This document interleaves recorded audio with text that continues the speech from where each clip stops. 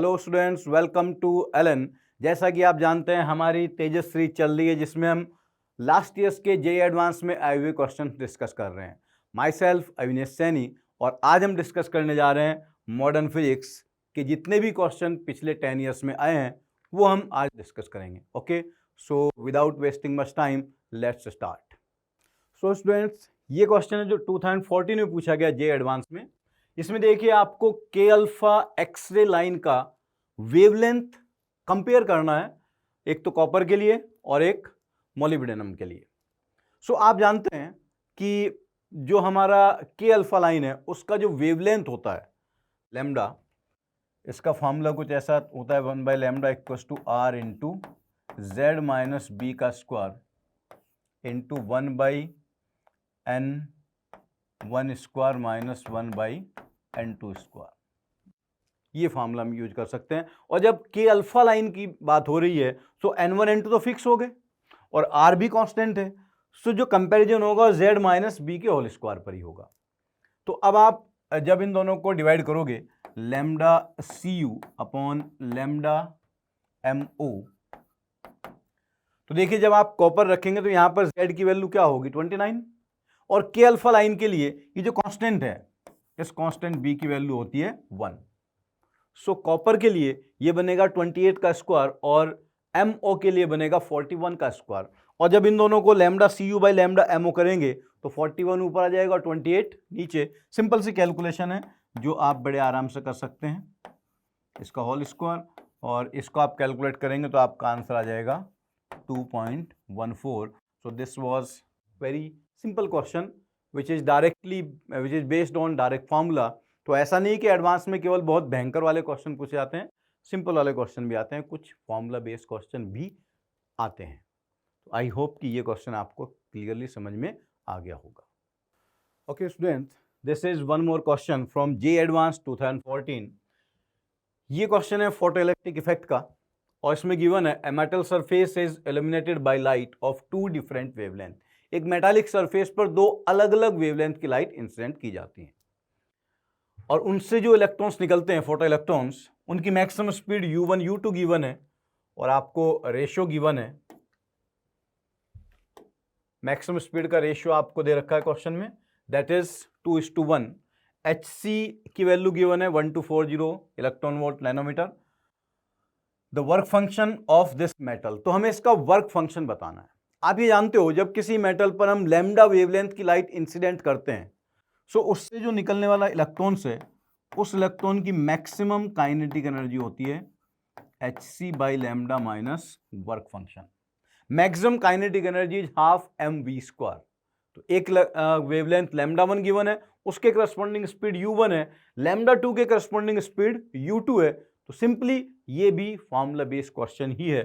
जब मैं यहां पर काइनेटिक एनर्जी की वैल्यू रखूंगा half m u1 square, this will B hc by lambda 1, lambda 1 is 248, ये नैनोमीटर में ध्यान रखना, माइनस वर्क फंक्शन।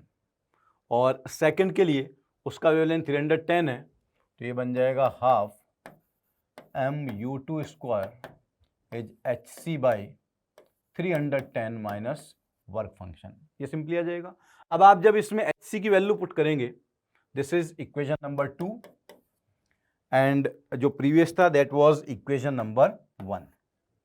अगर आप hc की वैल्यू पुट कर दें 1240, सो 1240 बाई 248 ये 5 बनेगा, and 1240 by 310 this will comes out to be 4।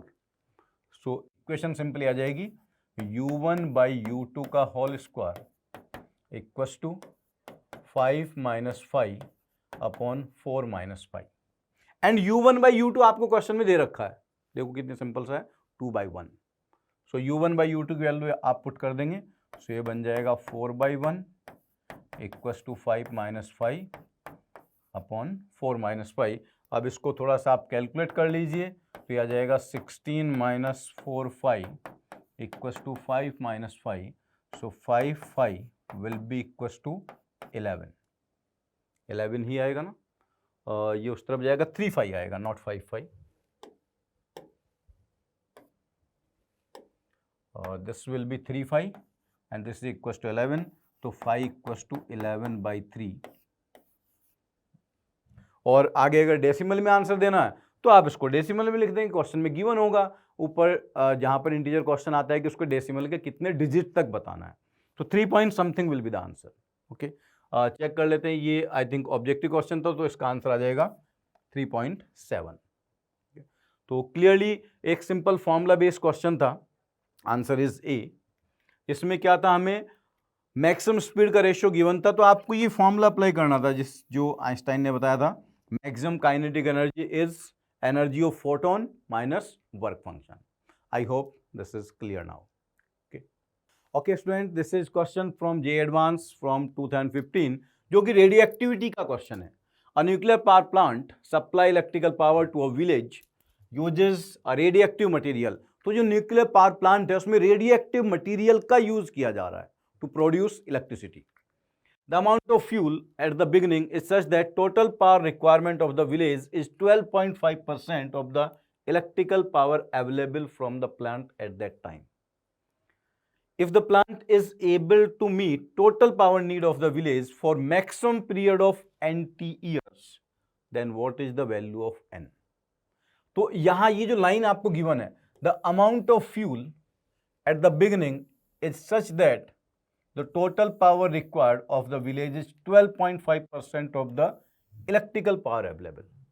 जितना उस रेडियो एक्टिव फ्यूल से आप इलेक्ट्रिकल पावर जनरेट कर सकते हैं, विलेज को केवल उसका 12.5% ही चाहिए। तो आप देखिए फ्यूल धीरे धीरे कम होता जाएगा। मतलब आप ऐसे सोचो, आपकी कार को चलाने के लिए केवल 1 लीटर फ्यूल की जरूरत है। 1 लीटर फ्यूल जब तक रहेगा तब तक आपकी कार चलेगी। 1 लीटर से कम हुआ तो कार नहीं चलेगी। और आपके पास 10 लीटर फ्यूल है तो उसको 1 लीटर तक आने में कुछ टाइम लगेगा ना। बस यही सिंपल सा गणित है इस क्वेश्चन का, और कुछ भी नहीं है। द अमाउंट ऑफ फ्यूल, जितना इलेक्ट्रिसिटी प्रोड्यूस कर सकता है उसका केवल 12.5% ही चाहिए। हमें बताना है कितने साल तक चलेगा। तो अब केवल 12.5 चाहिए, तो इन कोई भी रेडियोएक्टिव सब्सटेंस एक हाफ लाइफ में आधा रह जाता है। मतलब after 1 half life, T time के बाद वो कितना रह जाएगा 50%।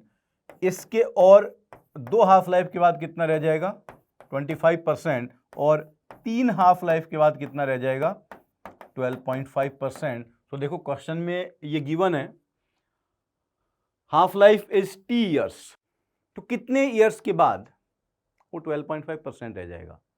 3 half life, that is 3t, so n comes out to be 3। देखो ये एडवांस का क्वेश्चन है और सिंपल सा क्वेश्चन है, कोई कॉम्प्लिकेटेड फॉर्मूला आपको ऐसा यूज नहीं करना है। सिंपल सा आपको ये पता होना चाहिए कि हाफ लाइफ का मीनिंग क्या है। After every half life the substance is reduced to half. First half life में 50%, दूसरे में 25% और तीसरे में 12.5, काम खत्म। क्लियर? आई होप कि अब आपको इस क्वेश्चन का लॉजिक समझ में आ गया होगा। Okay students, this is one more question from J advance 2015। ये थोड़ा अच्छा क्वेश्चन है। क्वेश्चन में गिवन है a radioactive material its activities A and rate of change of activities R. Activity देखो इन्होंने डिफाइन किया है, A equals to minus D N by D T. And what is N? N is the number of nuclei at time T. तो आप ये जानते हैं अगर किसी रेडियोएक्टिव सब्सटेंस के इनिशियली एन नॉट न्यूक्लियाई हैं, so after T times number of nuclei becomes N naught E की पावर माइनस लैम्डा टी।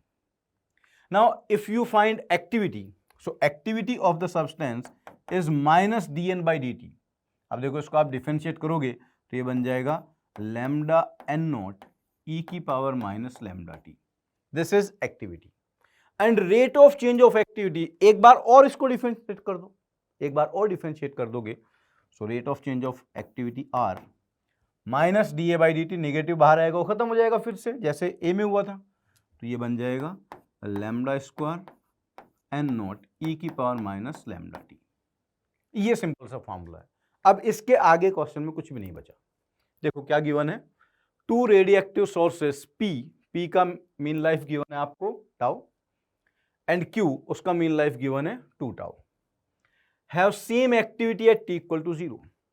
तो अब आप क्या करो, अब आप ये मान लो कि पी और क्यू P का डीके कांस्टेंट है λ1, इसके इनिशियल एटम्स थे n1, और Q का डीके कांस्टेंट है λ2, इसके इनिशियल एटम थे n2।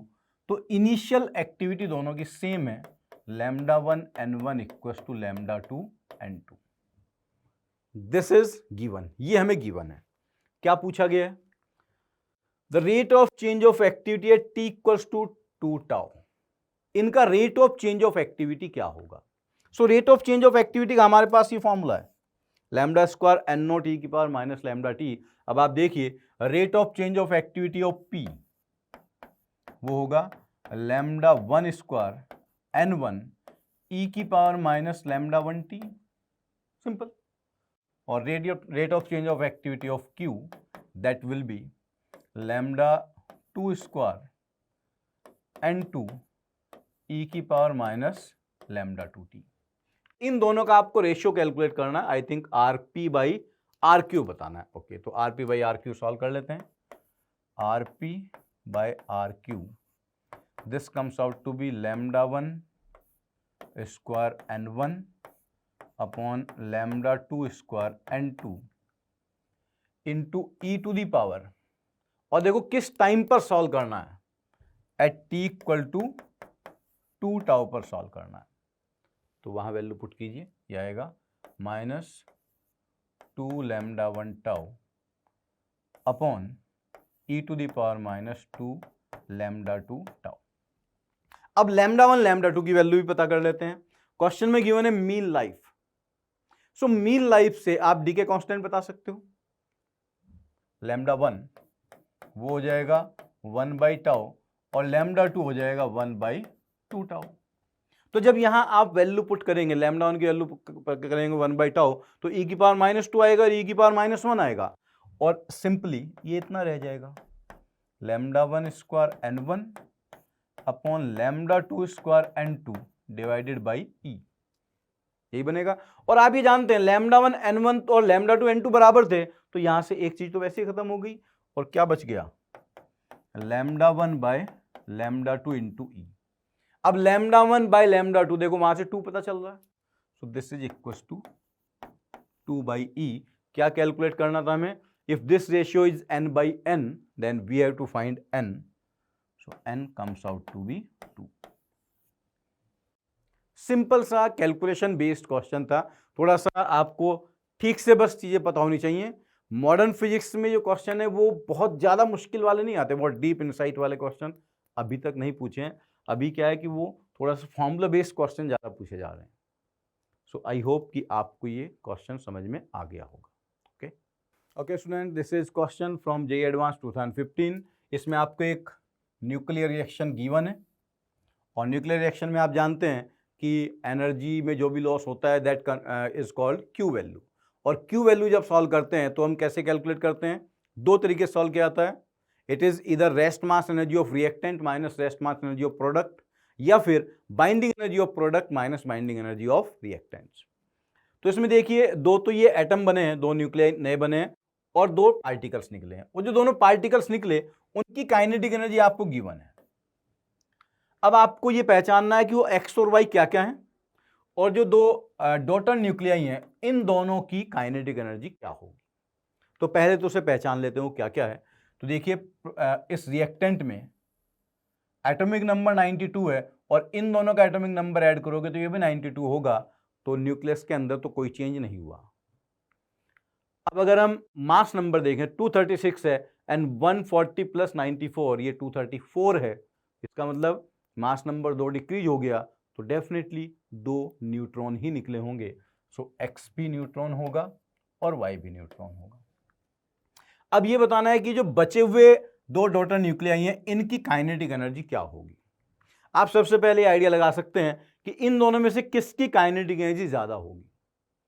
इनिशियली जो यूरेनियम था और रेस्ट में था, अचानक से रिएक्शन हुआ तो मोमेंटम कंजर्व रहेगा। अब इन दोनों का मोमेंटम सेम होगा, तो जिसका मास ज्यादा होगा उसकी काइनेटिक एनर्जी कम होगी। दैट मीन्स ज़ेनॉन की काइनेटिक एनर्जी कम होगी और स्ट्रोंशियम की काइनेटिक एनर्जी ज्यादा होगी। बिना सॉल्व के भी आप यहां ऑप्शन चेक करके देख सकते हैं। आंसर क्या क्या हो सकता है, या तो ए हो सकता है, या फिर डी हो सकता है, क्योंकि इसमें न्यूट्रॉन न्यूट्रॉन है, यहाँ भी न्यूट्रॉन न्यूट्रॉन है, और बाकी दो में वो ऑप्शन है ही नहीं। ये तो अपने वैसे ही कट हो गए। क्लियर। अब देखो इसमें से पहले वाले में स्टोन सेमी काइनेटिक एनर्जी ज़्यादा है, जिनॉन की कम है, और दूसरे वाले में स्टोन सेमी कम है, जिनॉन की ज़्यादा है। तो जिसका मास नंबर ज़्यादा है उसकी काइनेटिक एनर्जी कम होनी है। तो सीधा सीधा अपना आंसर ही आ गया, बिना सॉल्व किए। एडवांस का क्वेश्चन है। हालांकि अगर आपको कि सर नहीं हमें तो कैलकुलेट करके दिखाओ, तो वो भी कर देते हैं। क्यू वैल्यू कैलकुलेट कर लो। क्यू वैल्यू क्या होगी? Binding energy of product minus binding energy of reactant. Product की बाइंडिंग एनर्जी होगी 234 इंटू 8.5 माइनस 236 इंटू 7.5। सर कैसे लिख दिया? पीछे देखो, ऐसे लिख दिया। यूरेनियम की बाइंडिंग एनर्जी पर न्यूक्लियन 7.5 है, नंबर ऑफ न्यूक्लियन से मल्टीप्लाई कर दिया।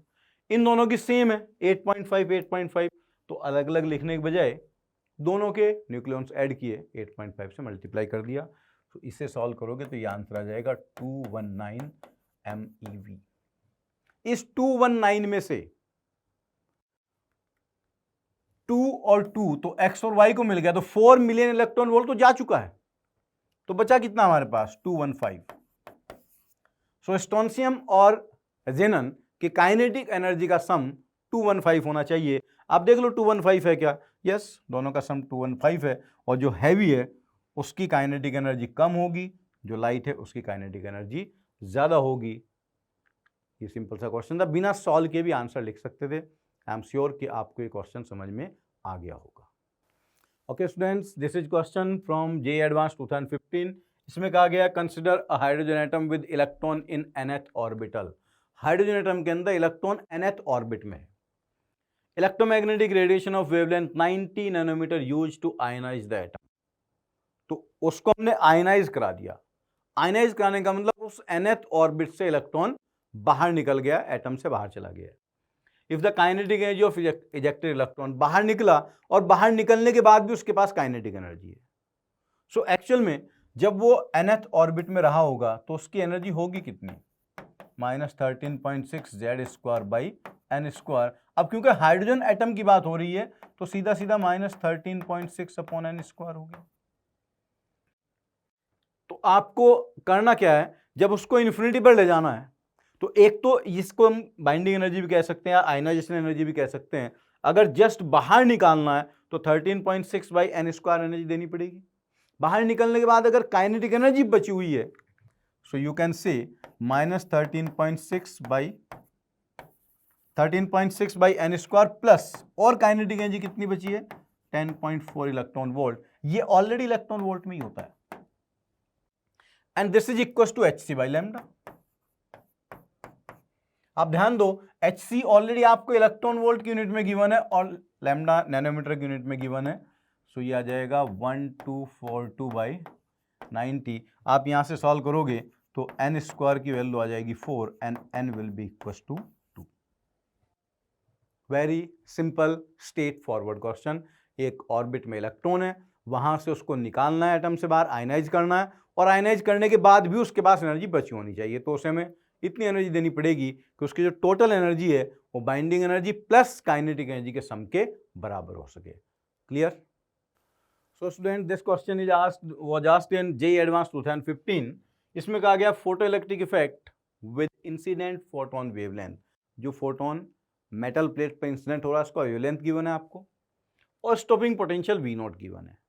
According to Einstein equation, you know E V naught equals to hc by lambda minus work function. So stopping potential V not is hc by e lambda minus work function. ये equation होती है। अब बस इस equation से आपको graph पता करना है कौन सा सही होगा। तो देखिए, अगर आप V नॉट और 1 बाई लैम्डा का ही ग्राफ बनाएंगे, अच्छा ये लैम्डा है, V नॉट नहीं है, दिस इज लैम्डा। तो अगर आप V नॉट और 1 बाई लैम्डा का ही ग्राफ बनाएंगे, मतलब 1 बाई लैम्डा को अगर आप x मान लेंगे, तो इक्वेशन क्या बन गई? hc by E into x minus 5। So this will be a straight line with negative intercept and positive slope. और क्लियरली देखो ये आंसर आ गया C। सिंपल मैथमेटिक्स का क्वेश्चन बन गया अब तो इक्वेशन आती ही। दूसरा हमें बताना है कि वी नॉट और 1/λ लैम्डा का ग्राफ क्या होगा।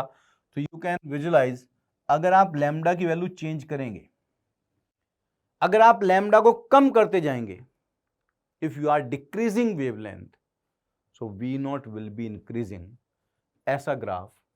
और ग्राफ स्ट्रेट लाइन नहीं आएगा क्योंकि वी नॉट और 1/λ ग्राफ स्ट्रेट लाइन है, तो वी नॉट और लैम्डा का ग्राफ कुछ अलग शेप का होगा, मतलब कर्व शेप का होगा। तो ये आंसर आ जाएगा। सिंपल, केवल थोड़ा सा लॉजिक लगाना था और आंसर आ जाएगा। आई एम श्योर कि आपको ये समझ में आ गया होगा। सो student, this is question from JEE advance 2015। आपको कहा गया electron in an excited state of lithium +2 ion has angular momentum 3h/2π। Lithium +2 मतलब हाइड्रोजन लाइक एटम हो गया है, जिसका एटॉमिक नंबर कितना होगा, 3। The D Broglie wavelength of electron in this state, तो इस स्टेट में उसका डी ब्रोगली वेवलेंथ कितना होगा। आप जानते हो डी ब्रोगली वेवलेंथ लैम्डा होता है h/mv, दैट इज मोमेंटम। और किसी भी ऑर्बिट में एंगुलर मोमेंटम 3h/2π है, तो वो nh/2π होता है। दैट मीन्स ये जो इलेक्ट्रॉन है ये n = 3 में रहा होगा, और उसको a0 is the Bohr orbit, bore radius का मतलब n = 1 का रेडियस। तो आप जानते हो किसी भी nth ऑर्बिट में जो रेडियस होता है वो होता है n² z × a0। a0 is the bore radius. तो अगर आप इसमें n की वैल्यू 3 रखो और z की वैल्यू भी 3, सो इस ऑर्बिट का रेडियस कितना आ जाएगा, 3a0। 3a0 होगा ना। और फिर जब एंगुलर मोमेंटम का इक्वेशन लगाते हैं हम, mvr = nh/2π, यही होता है ना। सो यहां से देखो r की वैल्यू आप 3a रखोगे, सो mv की वैल्यू आएगी, और n की वैल्यू भी 3 रखोगे, ये n की वैल्यू 3 पुट करो, r की वैल्यू 3a पुट करो, सो ये आपको मिलेगा h/2π। h/2π होगा। तो यहां से आपको mv की वैल्यू मिल गई h/2π, और ये mv की वैल्यू ऊपर पटक दो। So de Broglie wavelength, this comes out to be 2πa0 आएगा। r की वैल्यू a0 रखेंगे ना, तो ये बनेगा 2πa0। अगर वो डी ब्रोगली वेवलेंथ pπa0 है, तो p की वैल्यू कितनी आ गई, 2। सिंपल सा क्वेश्चन था।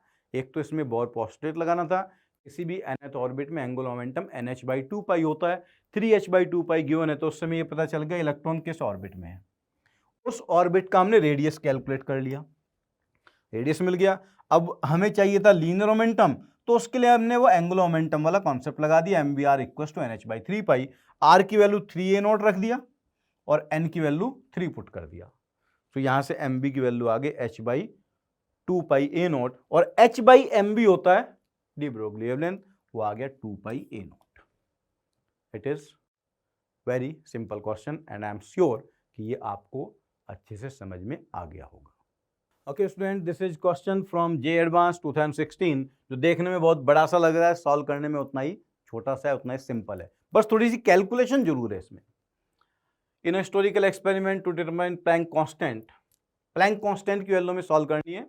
तो मेटल सरफेस को हमने अलग अलग वेवलेंथ उस पर इंसिडेंट किए, और जो फोटो इलेक्ट्रॉन्स एमिट हो रहे हैं उनका स्टॉपिंग पोटेंशियल हमने सॉल्व किया। इस डेटा से हमें बताना है कि प्लैंक कांस्टेंट की वैल्यू क्या होगी। तो सॉल्व करते हैं। देखो, आपको पता है अकॉर्डिंग टू आइंस्टाइन इक्वेशन, जो स्टॉपिंग पोटेंशियल और वेवलेंथ का रिलेशन होता है वो होता है EV0 = hc/λ - वर्क फंक्शन, यही होता है ना। तो आप देखिए क्या क्या गिवन है आपको। पोटेंशियल वोल्ट में गिवन है और वेवलेंथ गिवन है। इसमें से कोई सा भी अगर मैं पहला डेटा कंसिडर करता हूं तो ये बनेगा 1.6 × 10⁻⁻19 × 2 ही गिवन है ना, yes. And this is equal to h की वैल्यू में सॉल्व करनी है, c हो गया 3 × 10⁹। वेवलेंथ कितना गिवन है, 3.3 micrometre, so this comes out to be 3 × 10⁻⁻7 and minus work function 5। ये एक इक्वेशन बन गया, बड़ा सिंपल इक्वेशन है, मुश्किल नहीं है। दूसरा डेटा कंसिडर करेंगे आप। सेकंड डेटा में लैम्डा 0.4 है और पोटेंशियल 1.0 है। तो दिस इज इक्वेशन नंबर 1 और ये बनेगा 1.6 into 10⁻⁻19 into 1 equals to h into 3 into 10⁻9 divided by wavelength check कर लेते हैं कितना था 0.4 माइक्रोमीटर था। So 4 into 10⁻⁻7 -5 this is equation number 2। अगर इक्वेशन 1 में से आप 2 को सब्ट्रैक्ट कर दोगे, देखो 5 कैंसिल हो गया और h की वैल्यू मिल जाएगी और वो h सॉल्व करके आएगा 6.4 इंटू 10⁻34।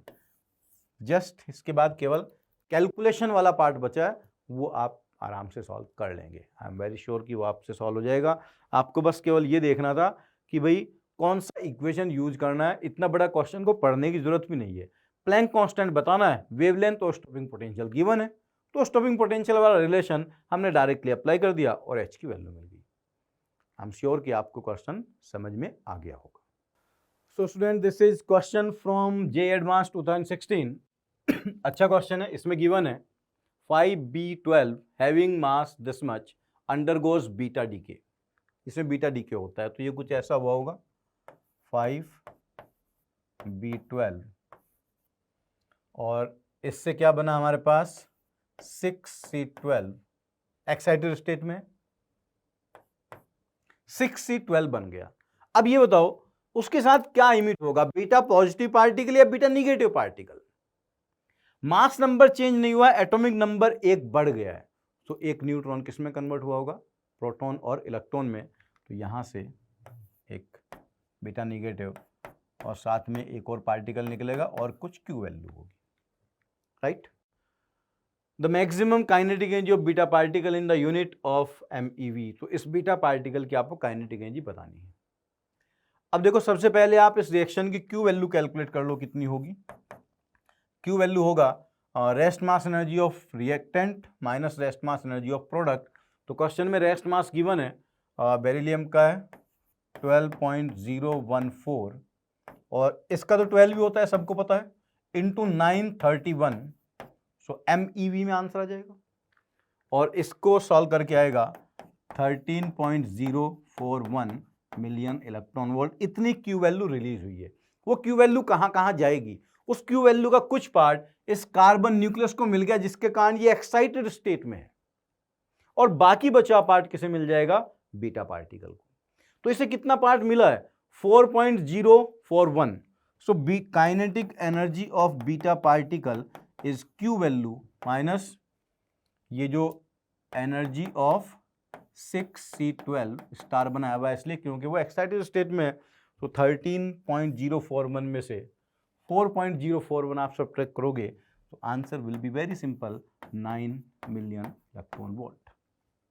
This is simple. इस क्वेश्चन में आपको ऐसा लग सकता था कि सर शायद डेटा कुछ कम गिवन है, but student you know you have to remember, you suppose to remember the mass of 6c12। इसी को तो स्टैंडर्ड मान के AMU बनाया गया है, तो उसका मास 12 AMU होता है और प्रोडक्ट का में गिवन था। क्यू वैल्यू कैलकुलेट किया, वो क्यू वैल्यू कहां कहां चली गई, कार्बन न्यूक्लियस को मिल गया, जितना कार्बन को मिला उसको सब्ट्रैक्ट कर दिया तो बचा हुआ किसे मिल गया, बीटा पार्टिकल को। क्लियर। आई एम श्योर कि आपको ये क्वेश्चन अच्छे समझ में आ गया होगा।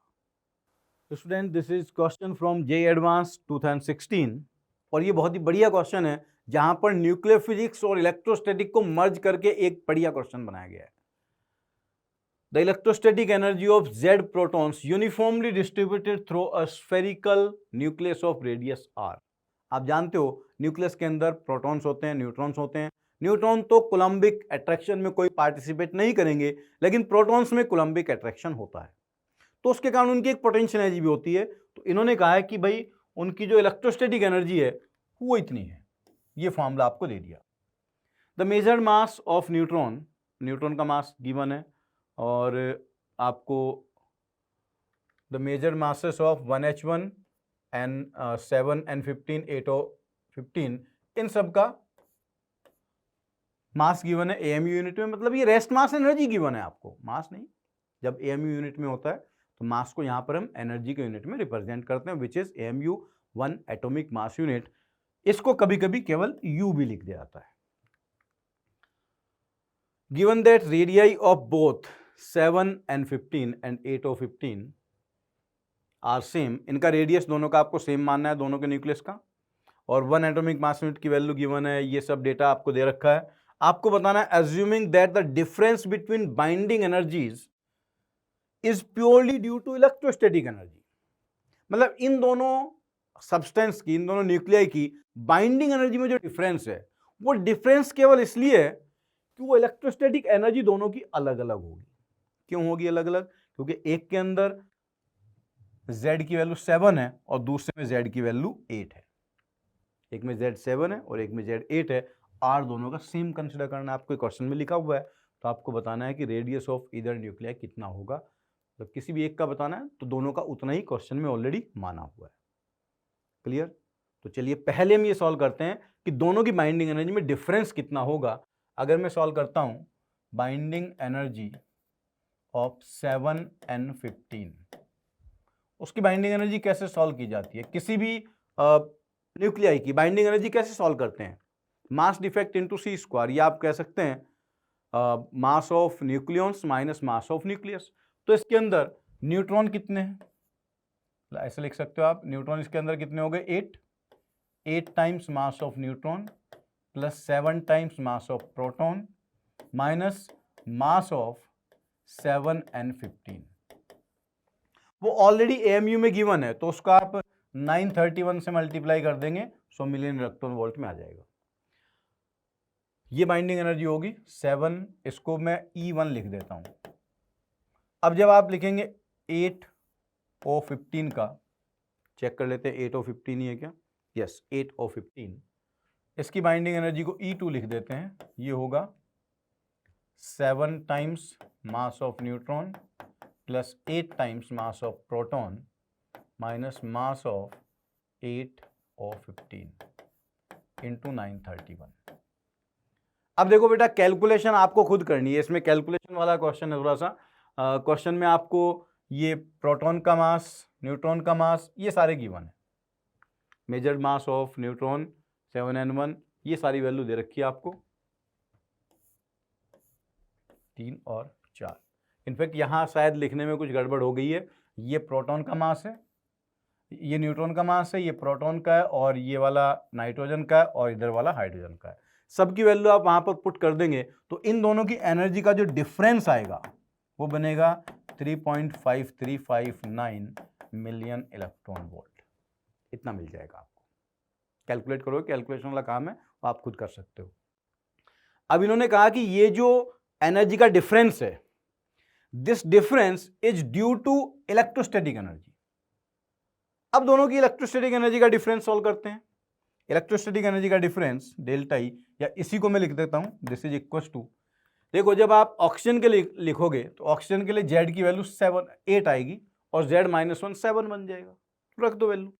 This is 3/5 8 into 7 into E square upon 4πε0 R minus 3/5 nitrogen का कितना है 7 इंटू 6 इंटू ई स्क्वायर अपॉन 4πε0 आर। सारी वैल्यूज क्वेश्चन में दे रखी हैं। 4πε0 की वैल्यू गिवन है, direct E square by 4πε0 given है। आप इसको जब सॉल्व करेंगे थोड़ा सा कैलकुलेशन आपको और करनी पड़ेगी, और ये कैलकुलेशन करने के बाद आपका जो आंसर आएगा वो आ जाएगा 3.42 fermi femtometre. So the answer will be C. ये थोड़ा सा लॉजिकल क्वेश्चन था, सोचने वाला क्वेश्चन था कि आपको ये कहा गया कि भाई जो दो न्यूक्लियस हैं उनकी बाइंडिंग एनर्जी अलग अलग है। उनकी बाइंडिंग एनर्जी में डिफरेंस क्यों है? क्योंकि न्यूक्लियस के अंदर प्रोटॉन्स हैं जो कोलम्बिक अट्रैक्शन कर रहे हैं। कोलम्बिक अट्रैक्शन के कारण एक न्यूक्लियस की बाइंडिंग एनर्जी ज़्यादा है और दूसरे की बाइंडिंग एनर्जी कम। तो पहले आपने बाइंडिंग एनर्जी का डिफरेंस कैलकुलेट किया और फिर इस इलेक्ट्रोस्टैटिक एनर्जी का डिफरेंस कैलकुलेट किया, और जो बाइंडिंग एनर्जी में डिफरेंस है वो इलेक्ट्रोस्टैटिक एनर्जी के कारण ही है। तो दोनों डिफरेंस को आपने इक्वेट कर दिया और आपको मिल गया कि किसी एक का रेडियस कितना होगा, आपको रेडियस की वैल्यू मिल जाएगी। इस इक्वेशन को सॉल्व करने के बाद calculation part is for you, क्योंकि आप जितना ज़्यादा कैलकुलेशन करेंगे उतना एग्जाम में आपको ही फायदा होगा। मेरे कैलकुलेशन करने से मुझे ही फायदा होगा, और फ़ायदा आपको लेना है। आई होप कि अब आपको ये क्वेश्चन क्लियर हो गया होगा। सो student, this is question from 2016 J advance. इसमें गिवन है कि एक न्यूक्लियर लेबोरेटरी में कोई एक्सीडेंट हो गया जिसके कारण वहां पर एक रेडियोएक्टिव मटेरियल एक्टिवेट हो गया जिसका हाफ लाइफ 18 डेज है, और इस वक्त जो उससे हार्मफुल रेडिएशन निकल रहे हैं उनका लेवल परमिसिबल लेवल से 64 टाइम्स ज्यादा है। तो कितने दिन बाद उस लेबोरेटरी में जाकर काम करना सेफ रहेगा? तो भाई सिंपल सी बात है, अगर जितना हम आज सहन कर सकते हैं उससे 64 टाइम्स ज्यादा है, तो जब तक वो अपनी कैपेसिटी का 64 टाइम्स कम ना रह जाए, 64 टाइम्स डिक्रीज ना हो जाए, तब तक हम नहीं जाएंगे। अब आप जानते हैं एक हाफ लाइफ के बाद आधा रह जाता है, 2 हाफ लाइफ के बाद 1/4, 3 के बाद 1/8, 4 के बाद 1/16, 5 के बाद 1/32 और 6 के बाद 1/64। तो कितने हाफ लाइफ लगेंगे? 6 हाफ लाइफ्स। और एक हाफ लाइफ का टाइम कितना? 18 डेज। तो टोटल टाइम कितना लगेगा? 18 × 6, that is 108 days. Very simple question, और ऐसा क्वेश्चन कई बार आईआईटी में आया है, इनफैक्ट मेंस में भी आया और एडवांस में भी आया। तो आपको इस क्वेश्चन को अच्छे से याद रखना चाहिए कि इस टाइप के क्वेश्चन को कैसे सॉल्व किया जाता है। I think this is clear now. Okay, so student, this is question from J advance 2016। बहुत अच्छा क्वेश्चन है, ध्यान से समझिएगा। Highly excited state of hydrogen like atoms also called Rydberg state with nuclear ZE, जो उसका न्यूक्लियर चार्ज है, are defined by their principal quantum number n। तो जिस स्टेट में है वो n की वैल्यू 1 से बहुत ज्यादा है। हमें बताना है relative change in radii of 2 consecutive orbitals, relative change of radii of 2 consecutive orbitals, relative change of energy of 2 consecutive orbitals and relative change of angular momentum of 2 consecutive orbitals। तो वैसे तो देखा जाए क्वेश्चन फॉर्मूला बेस्ड ही है, पर पहली बात तो फॉर्मूले पता भी होने चाहिए, और दूसरा भी उसको कैसे सॉल्व किया जाए, कहां क्या अप्रोक्सीमेशन करना है वो आपको पता होना चाहिए। You know radius of nth orbit, nth orbit का रेडियस क्या होता है? n² / z × r0 radius of Bohr orbit, मतलब फर्स्ट ऑर्बिट का रेडियस। तो ये कह रहे हैं कि relative change in radius of 2 consecutive. तो अगर अभी r इक्वल टू r वो nth ऑर्बिट में है, तो जब n+1 में होगा तो n+1 में ये हो जाएगा n+1² / z × r0। अब चेंज इन रेडियस सॉल्व कर लो, final minus initial, rn+1 - rn। देखो r0/z तो बाहर आ गया,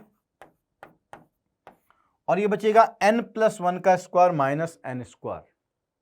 n+1² - n² कितना रह गया?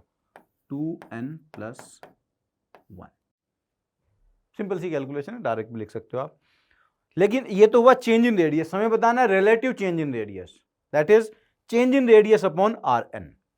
तो डिवाइड करो इसको, rn+1 - rn अपॉन rn। आप ध्यान दीजिए, r0/z तो कैंसिल हो गया, कितना आएगा? 2n+1 upon n²। So this comes out to be 2n+1 upon n²। ये आ गया। तो देखो पहला पार्ट क्या था? Does not depend on z, तो z से इंडिपेंडेंट हो गया। ठीक, अब n पर बताना है, तो यहां देखो since n is very very greater than n 1, तो जब ये कंडीशन यहाँ अप्लाई करोगे तो ये 1 तो नेग्लेक्ट हो जाएगा और ये रह जाएगा this is equal to 2/n, so it is proportional to 1/n। So I think option B will also be correct.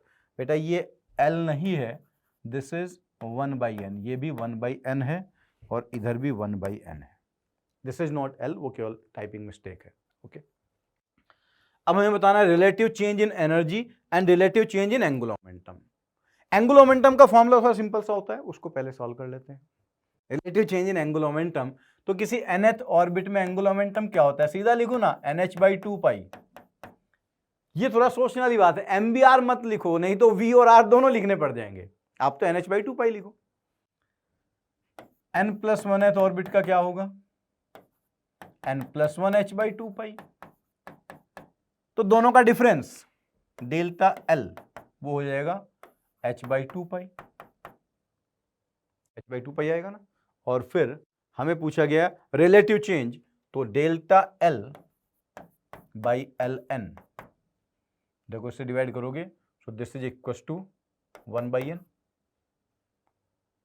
तो देख लेते हैं क्या है, हाँ इट इज 1/n के इक्वल आ गया, up to varies as 1/n, 1/n के रेशियो में वेरी करेगा। फिर बताना है आपको relative change in energy of two conjugative orbitals. तो एनर्जी nth ऑर्बिट की क्या होती है, -13.6 z square upon n square, तो n+1th ऑर्बिट की हो जाएगी -13.6 z स्क्वायर अपॉन n+1 का स्क्वायर। इसमें भी आप नेगेटिव साइन का कुछ नहीं करना है क्योंकि आपको प्रोपोर्शनलिटी बतानी है। तो जब डिफरेंस लेंगे आप डेल्टा ई, और बन जाएगा -13.6 z स्क्वायर, और नीचे आएगा 1/n स्क्वायर -1/n+1 का स्क्वायर। पहले वाले में से दूसरे वाला सब्ट्रैक्ट कर दिया।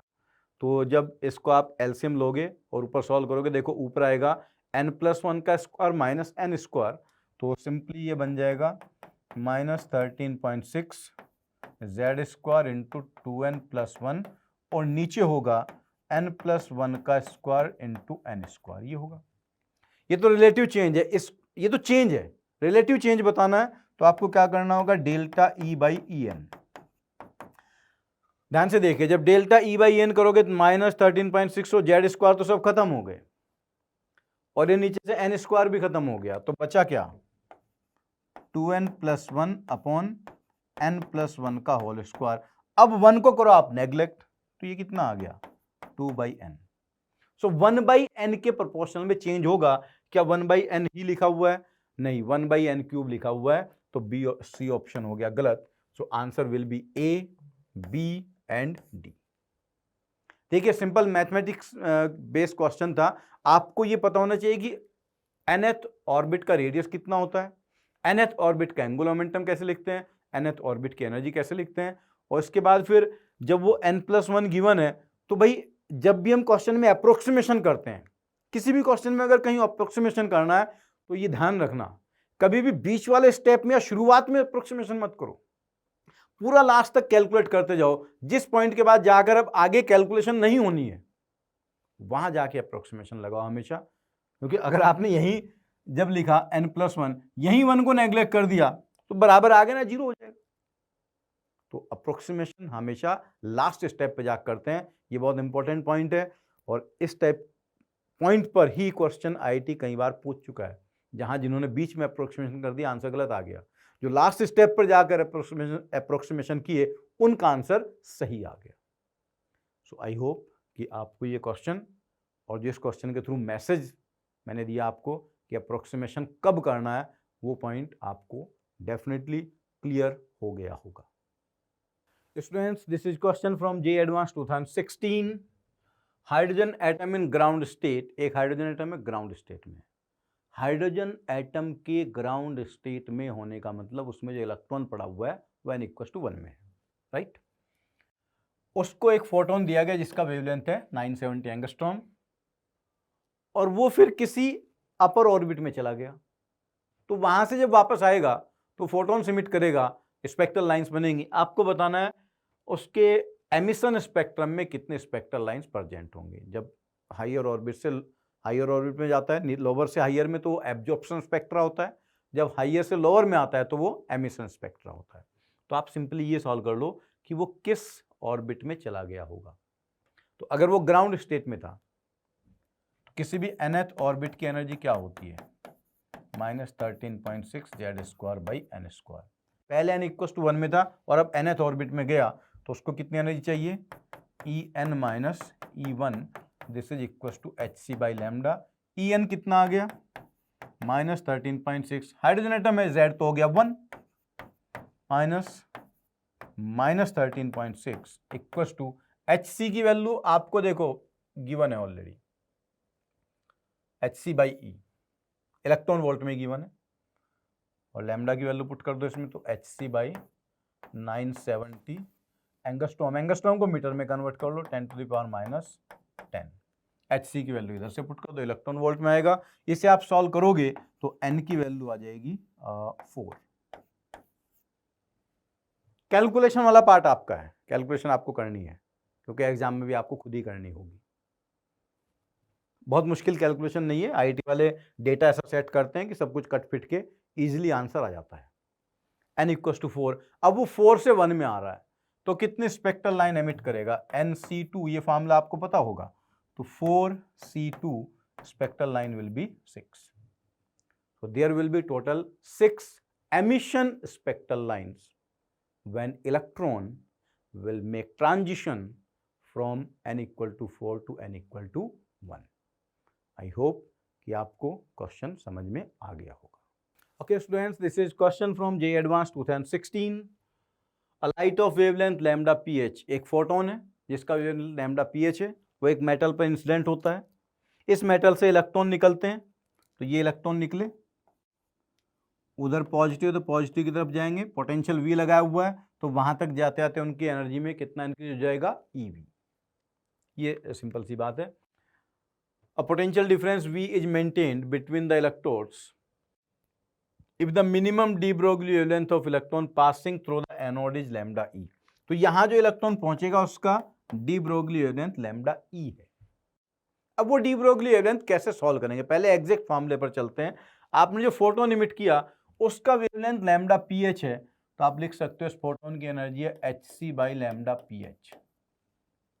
और जो ये हमारे पास मेटल है इसका वर्क फंक्शन है फाई, तो एक इलेक्ट्रॉन कितनी एनर्जी के साथ एमिट होगा, कितनी एनर्जी के साथ एमिट होगा, hc/λph - फाई। इस एनर्जी के साथ एमिट हुआ और फिर उसको एक्सीलरेट कराया गया थ्रू पोटेंशियल डिफरेंस V, तो और कितनी एनर्जी गेन कर ली, EV। तो उसकी जो फाइनल काइनेटिक एनर्जी हुई वो बन गई initial plus EV hc/λph - phi plus EV। अब वो उधर मैस पर जाकर पहुंच गया, वहां उसका D Broglie wavelength lambda E, D Broglie wavelength होता है h/p, और h/p की वैल्यू हो जाएगी h/√2mk, k की वैल्यू पुट कर दो, k फाइनल।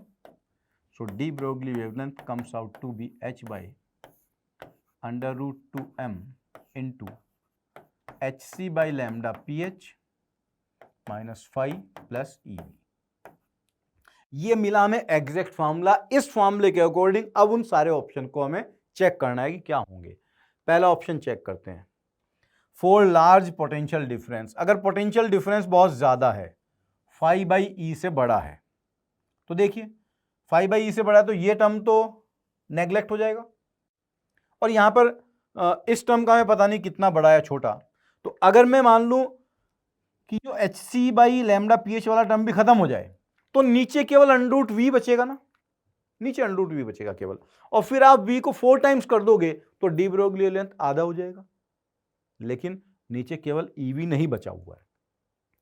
तो इन्होंने कहा for large potential difference lambda is approximately halved, इसलिए अप्रोक्सीमेटली हाफ्ड इन्होंने कहा क्योंकि फाई को तो नेग्लेक्ट करने का कारण बता दिया इन्होंने, लेकिन hc/λph नेग्लेक्ट नहीं हो पाया, तो एग्जैक्टली हाफ नहीं होगा पर अप्रोक्सीमेटली हाफ हो जाएगा, तो ए पार्ट तो सही है। दूसरा part, lambda E increases at same rate as lambda ph, तो ये कह रहे हैं कि अगर आप इस वेवलेंथ को बढ़ाओगे तो इस वेवलेंथ को बढ़ाने से जो लैम्डा E है वो भी बढ़ता जाएगा। देखो भाई, अगर आपने लैम्डा ph को बढ़ाया तो अंडर के अंदर वाला टर्म पूरा कम हो गया, डिनोमिनेटर कम हो गया, तो लैम्डा E भी बढ़ेगा, लेकिन उन दोनों सेम रेट से बढ़ेंगे जरूरी नहीं है, क्योंकि आप इसको डिफरेंशिएट करके देखोगे तो दोनों का lambda DE/λph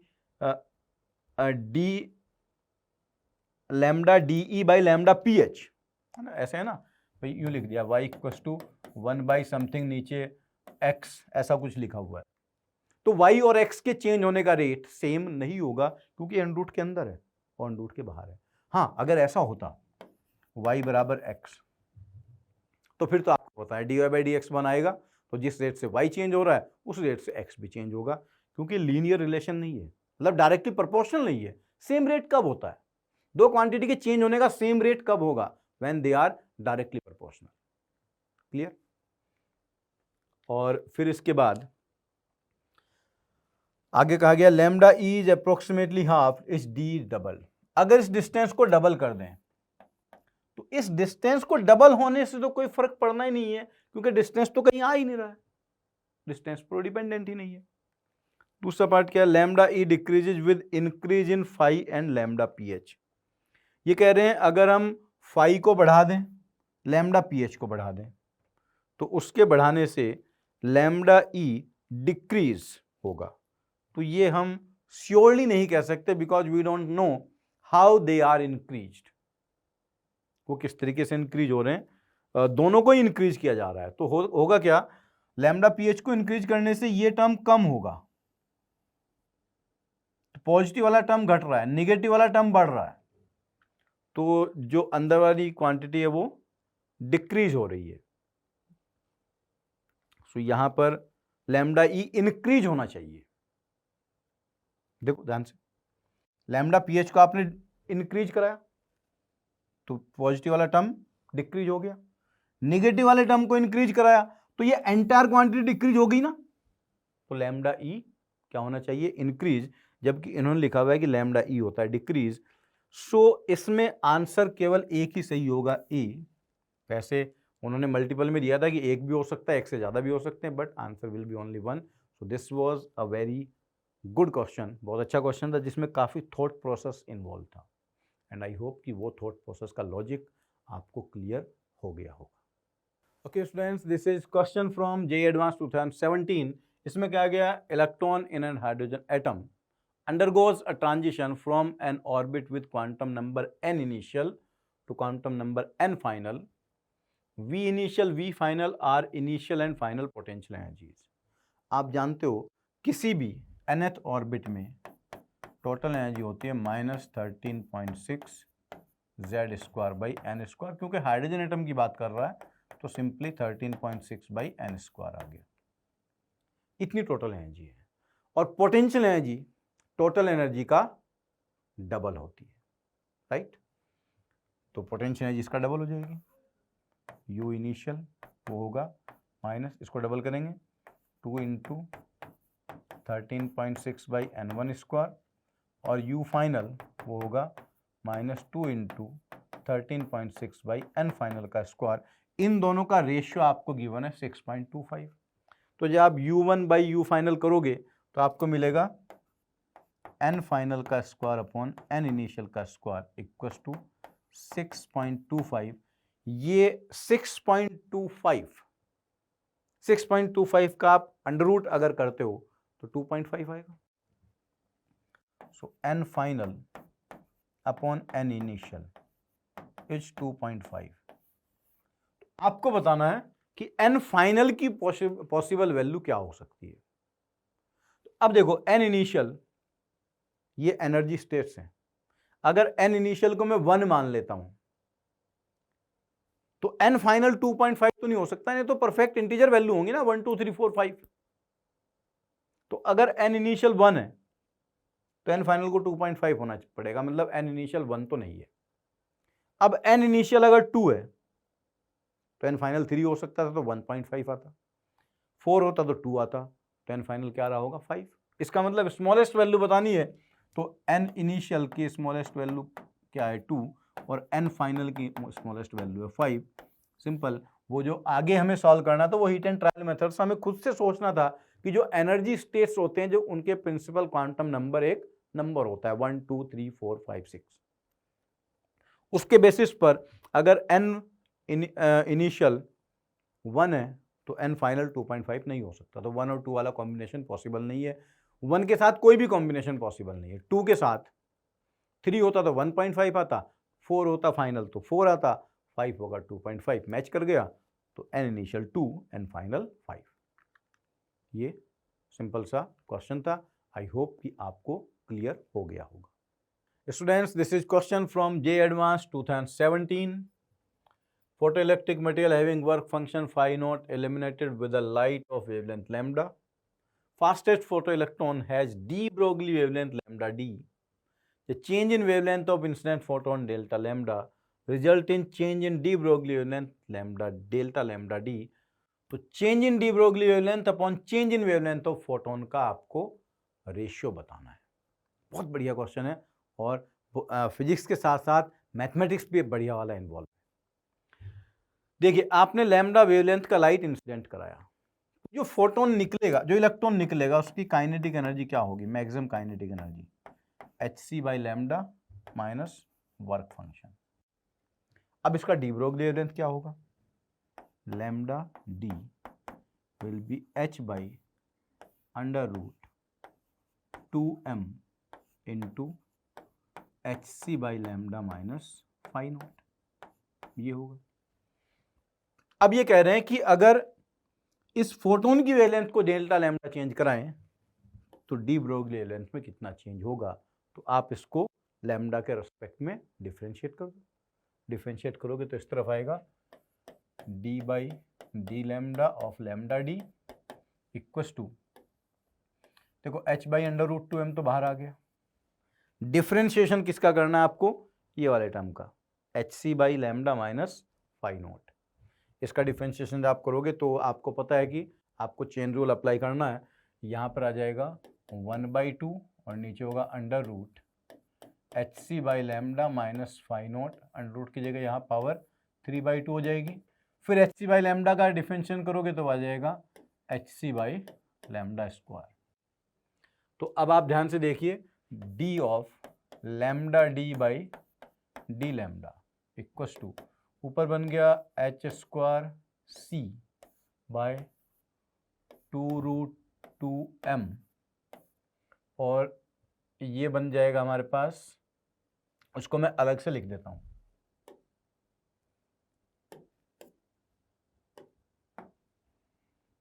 into 1 by under root hc by lambda minus phi और इसका हो गया फिर cube into 1 by lambda square.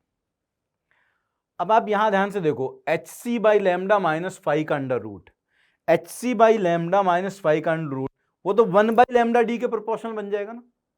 बाकी सब कांस्टेंट को भूल जाते हैं, h और 2m क्या आएगा, वो कॉम्प्लिकेटेड सा रिलेशन है, हमें केवल प्रोपोर्शनलिटी बतानी है। तो h 2m इनको दिमाग से निकाल दो कि ये क्या आएंगे वहां पर। लेकिन मैं ये कह रहा हूं कि under root hc by lambda, इस पूरे टर्म को अगर मैं y मान लेता हूं तो under root y equal to something into 1 by D आएगा, राइट। उसे अगर मैं इधर पुट कर दूं तो ये बन जाएगा मेरा डी लैम्डा डी बाई, इसको डेल्टा कर देते हैं डी की जगह,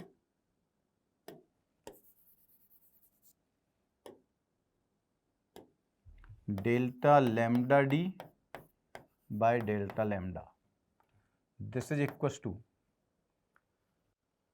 देखिए ये टर्म बन जाएगा लैम्डा डी का क्यूब अपॉन लैम्डा स्क्वायर, और यहां वो सब जो h c m वगैरह सब कुछ आएंगे। So delta lambda D upon delta lambda will be proportional to lambda D cube upon lambda square, this will be the result. तो इसमें से आई थिंक ए आंसर आ जाएगा। आपको ध्यान देना है, आपको ये ध्यान देना है कैसे इसमें हमने डिफरेंशिएशन किया, ये टर्म को लैम्डा के रेस्पेक्ट में डिफरेंशिएट किया है। तो नीचे देखो अंडर रूट है, इस अंडर रूट वाले का डिफरेंशिएशन करोगे तो पहले अंडर रूट का इसका पावर 3/2 बन जाएगा, और फिर वो hc बाई लैम्डा का डिफरेंशिएशन करेंगे तो 1 बाई लैम्डा स्क्वायर आ जाएगा। और ये जो पूरा टर्म है इसका अंडर रूट अलग कर लिया, क्यूब अलग कर लिया, तो ये 1 by under root hc by lambda minus phi, आप ध्यान से देखिए 1 by under root hc by lambda minus phi वो लैम्डा डी के बराबर है, प्रोपोर्शनल है, बराबर नहीं है एग्जैक्टली, तो जो डायरेक्ट लैम्डा डी क्यूब बन गया। तो सिंपल सा सॉल्व करके आ गया lambda D cube by lambda square. थोड़ा सा अच्छे लेवल का मैथमेटिक्स इन्वॉल्व था और बढ़िया लेवल की फिजिक्स भी इन्वॉल्व थी। Overall it was a very good question, जो रियली में एडवांस लेवल का ही क्वेश्चन था। आई होप कि अब आपको इसकी मैथमेटिक्स और उसकी फिजिक्स दोनों ठीक से समझ में आ गए होंगे। ये जो फालतू के HM2 ये सब प्रोपोर्शनलिटी कांस्टेंट थे, इनके चक्कर में हमें पढ़ने की जरूरत नहीं थी। Hope this point is clear. Students, this is very good question of radioactivity from J advance 2017। ये बहुत अच्छा क्वेश्चन है। अब पहली बार आया था, एकदम यूनिक सा क्वेश्चन था, ध्यान से समझिएगा। Iodine 131 is an isotope of iodine that beta decay into isotope of xenon. ये बीटा डीके करके जेनन में कन्वर्ट हो जाता है, जिसका हाफ लाइफ है 8 days. The small amount of serum labelled with I-131 is injected into the blood of a person. हमने iodine का एक पर्टिकुलर अमाउंट लिया और वो एक आदमी के ब्लड में इंसर्ट कर दिया। The activity of injected I-131 was 2.4 into 10⁵ becquerel। जिस टाइम पर उसको इंजेक्ट किया था उसकी एक्टिविटी हमें गिवन थी। It is known that injected serum will get distributed uniformly in blood stream in less than half an hour. वो जो भी सीरम आपने इंजेक्ट किया वो पूरी बॉडी में यूनिफॉर्मली डिस्ट्रीब्यूट हो जाएगा, राइट। और इसके बाद फिर उन्होंने कहा आफ्टर 11.5 आवर्स, 11.5 आवर्स के बाद आपने उस आदमी की बॉडी में से 2.5 ml ब्लड निकाला। तो आप मान लीजिए जब उसकी बॉडी में वो ब्लड डाला गया था, जब वो यूनिफॉर्मली डिस्ट्रीब्यूट हो गया था, तो जब वो यूनिफॉर्मली डिस्ट्रीब्यूट हुआ था तब उसकी एक्टिविटी मान लीजिए A0 थी, A0 एक्टिविटी। अब आपने 2.5 ml ब्लड निकाला कितने टाइम बाद? 11.5 आवर के बाद। तो उसकी एक्टिविटी क्या होगी? A=A0 इंटू e⁻⁻ वो एक्टिविटी भी आपको गिवन है, that is 115 becquerel after 11.5 hour. तो ये हो गया 115। इनिशियल एक्टिविटी सॉल्व कर लेते हैं। जब वो पूरा डिस्ट्रीब्यूट हो गया था ब्लड में, तो हमें यहाँ पर लैम्डा की वैल्यू गिवन होगी। इसका हमें क्या दे रखा है? आई थिंक हाफ लाइफ वगैरह कहीं गिवन होना चाहिए। हाफ लाइफ इज 8 डेज, तो लैम्डा हो जाएगा ln2/8। तो ये बनेगा इंटू माइनस ln2/8 और टाइम कितना लगा? 11.5 आवर्स। अच्छा, ये आवर्स में है, ये डेज में है, तो आपको इस 8 डेज को भी आवर्स में कन्वर्ट करना होगा, 24 से मल्टीप्लाई करना होगा। तो इसको अब मैं ऐसे लिख देता हूँ, A0 = 115 into e⁻⁻ln2/8 into 24 hours बन गया, इंटू 11.5। और इसे एक्सपेंड करने का तरीका आपको क्वेश्चन में गिवन है, देखो पीछे दे रखा है। जहां पर e⁻x आएगा तो उसे 1 + e⁻x लिख देंगे आप। ये यहां निगेटिव साइन अब नहीं रहेगा। नेगेटिव साइन क्यों नहीं रहेगा वो बात आपको समझ में आ गई होगी अपने आप ही, क्योंकि देखो मैंने ई को लेफ्ट हैंड साइड में लाया हूं तो नेगेटिव साइन हट जाएगा।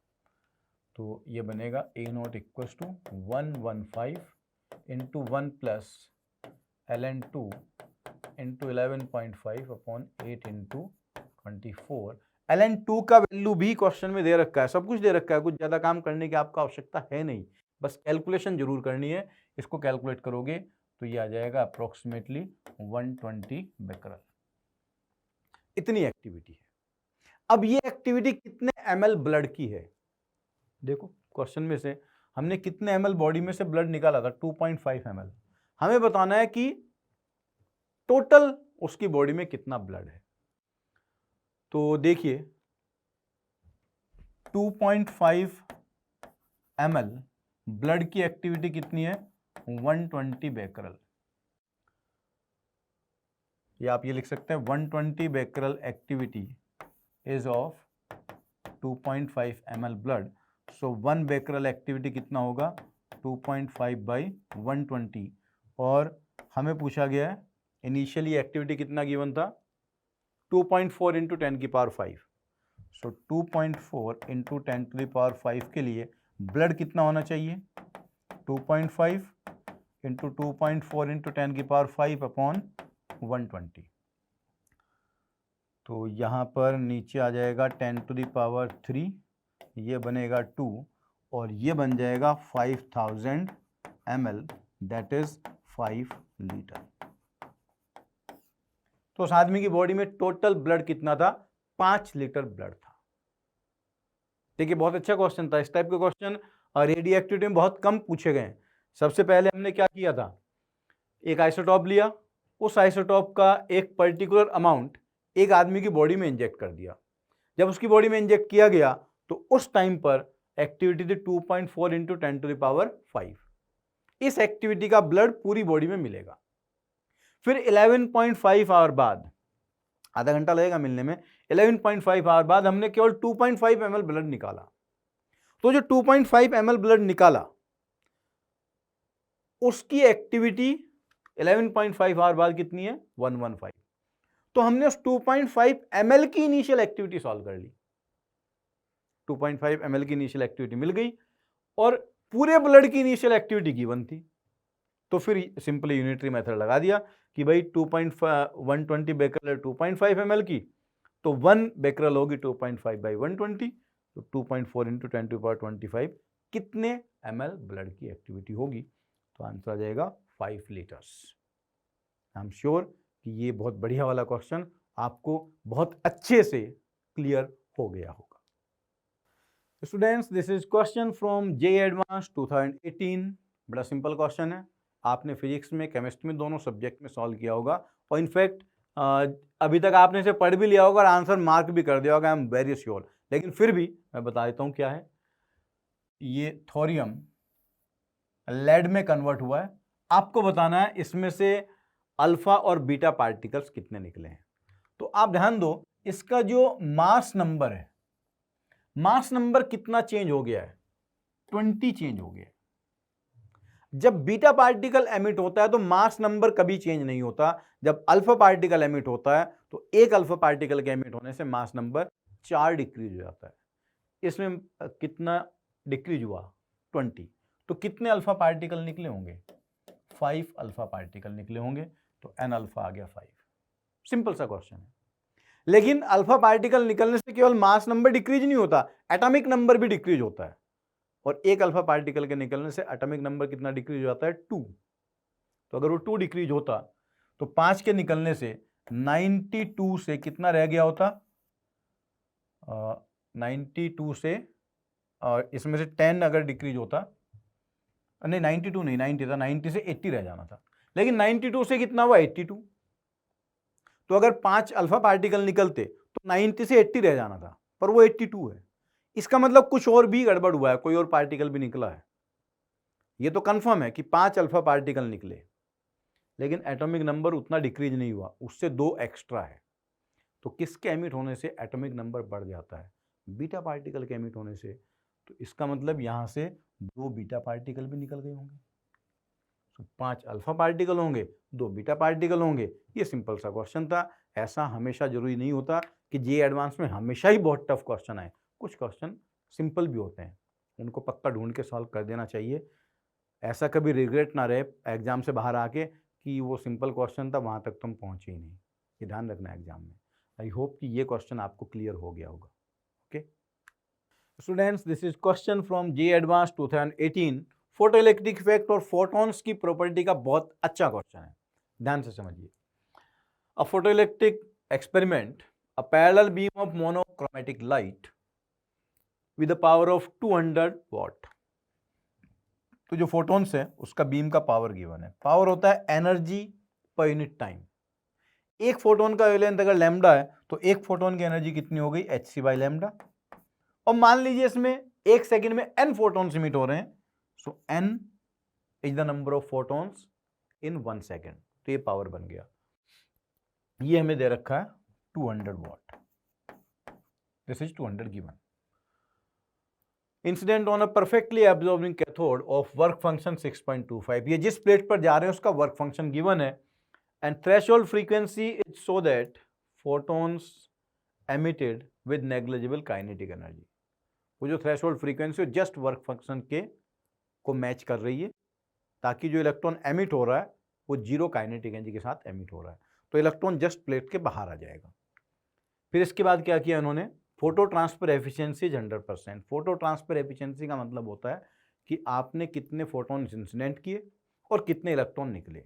जनरली क्या होता है कि बहुत ज़्यादा फोटॉन्स इंसिडेंट होते हैं और बहुत कम इलेक्ट्रॉन्स निकलते हैं, लेकिन इन्होंने कहा कि इसमें फोटो ट्रांसफर एफिशिएंसी 100% है। जितने फोटॉन्स इंसिडेंट होंगे उतने इलेक्ट्रॉन्स निकलेंगे। तो आपको पता चल गया कि अगर n photons per unit time थे तो n ही इलेक्ट्रॉन भी पर यूनिट टाइम है। ये 100% का मतलब है। अब उन इलेक्ट्रॉन पर पोटेंशियल डिफरेंस लगाया गया 500 वोल्ट, तो जब वो इलेक्ट्रॉन निकले प्लेट से निकलते वक्त काइनेटिक एनर्जी 0 थी, लेकिन आपने उनको 500 वोल्ट के पोटेंशियल से एक्सलेट किया, तो अब उसकी काइनेटिक एनर्जी क्या बन गई? के final is E into V. E charge on electron and V is accelerating potential. All the emitted electrons are incident normally on anode and are absorbed. ये सारे इलेक्ट्रॉन जाकर एक दूसरी प्लेट से टकराए, उसमें एब्जॉर्ब हो गए। तो आपको कैलकुलेट करना है कि जब ये इलेक्ट्रॉन वहां जाके एब्जॉर्ब हो गए तो उस प्लेट ने कितना फोर्स एक्सपीरियंस किया। देखो सिंपल सा है, अगर यहां एक इलेक्ट्रॉन आ रहा है जिसका मास m है, वेलोसिटी v है, ये गया इधर जाके एब्जॉर्ब हो गया, रुक गया, तो इसमें चेंज इन मोमेंटम क्या हुआ? mv। अगर एक सेकंड में n फोटोन आए, n electron, n is the electron per unit time, electron in 1 second, तो change in momentum per unit time will be nmv and this will be the force. यही force होगा, तो भाई रख दो value, force की value आ जाएगी n हमें कितना मिलेगा?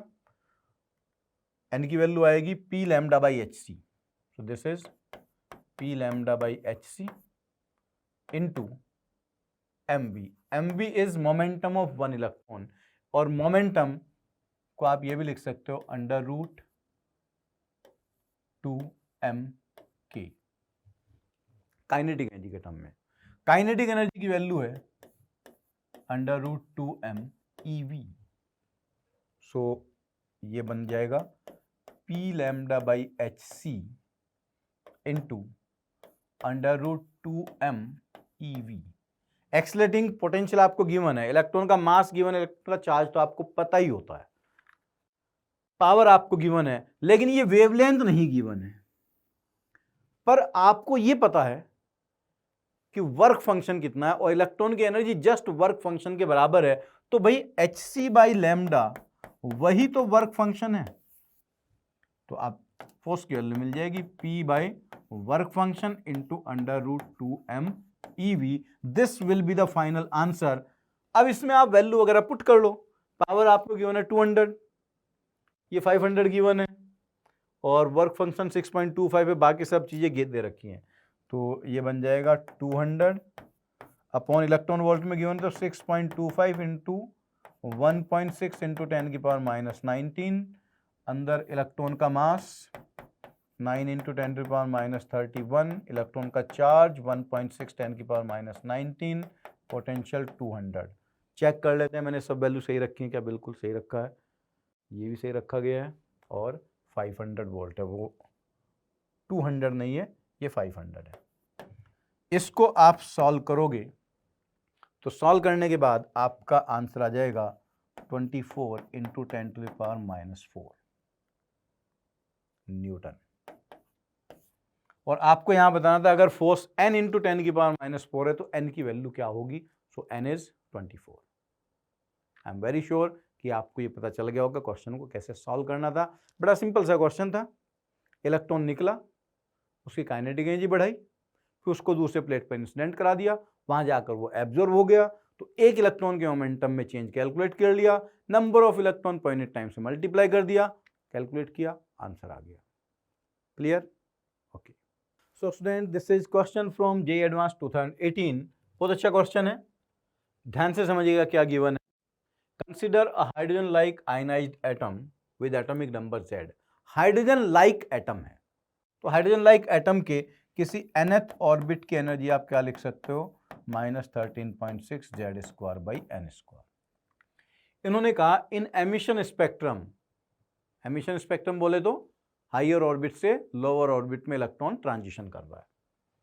Photon emitted in n equal to 2 to n equal to 1, n equal to 2 से n इक्वल टू 1 में जो एनर्जी रिलीज होगी वो होगी 13.6 Z² इंटू 1 माइनस 1/2 का square, that is 3/4 into 13.6 Z², इतना होगा।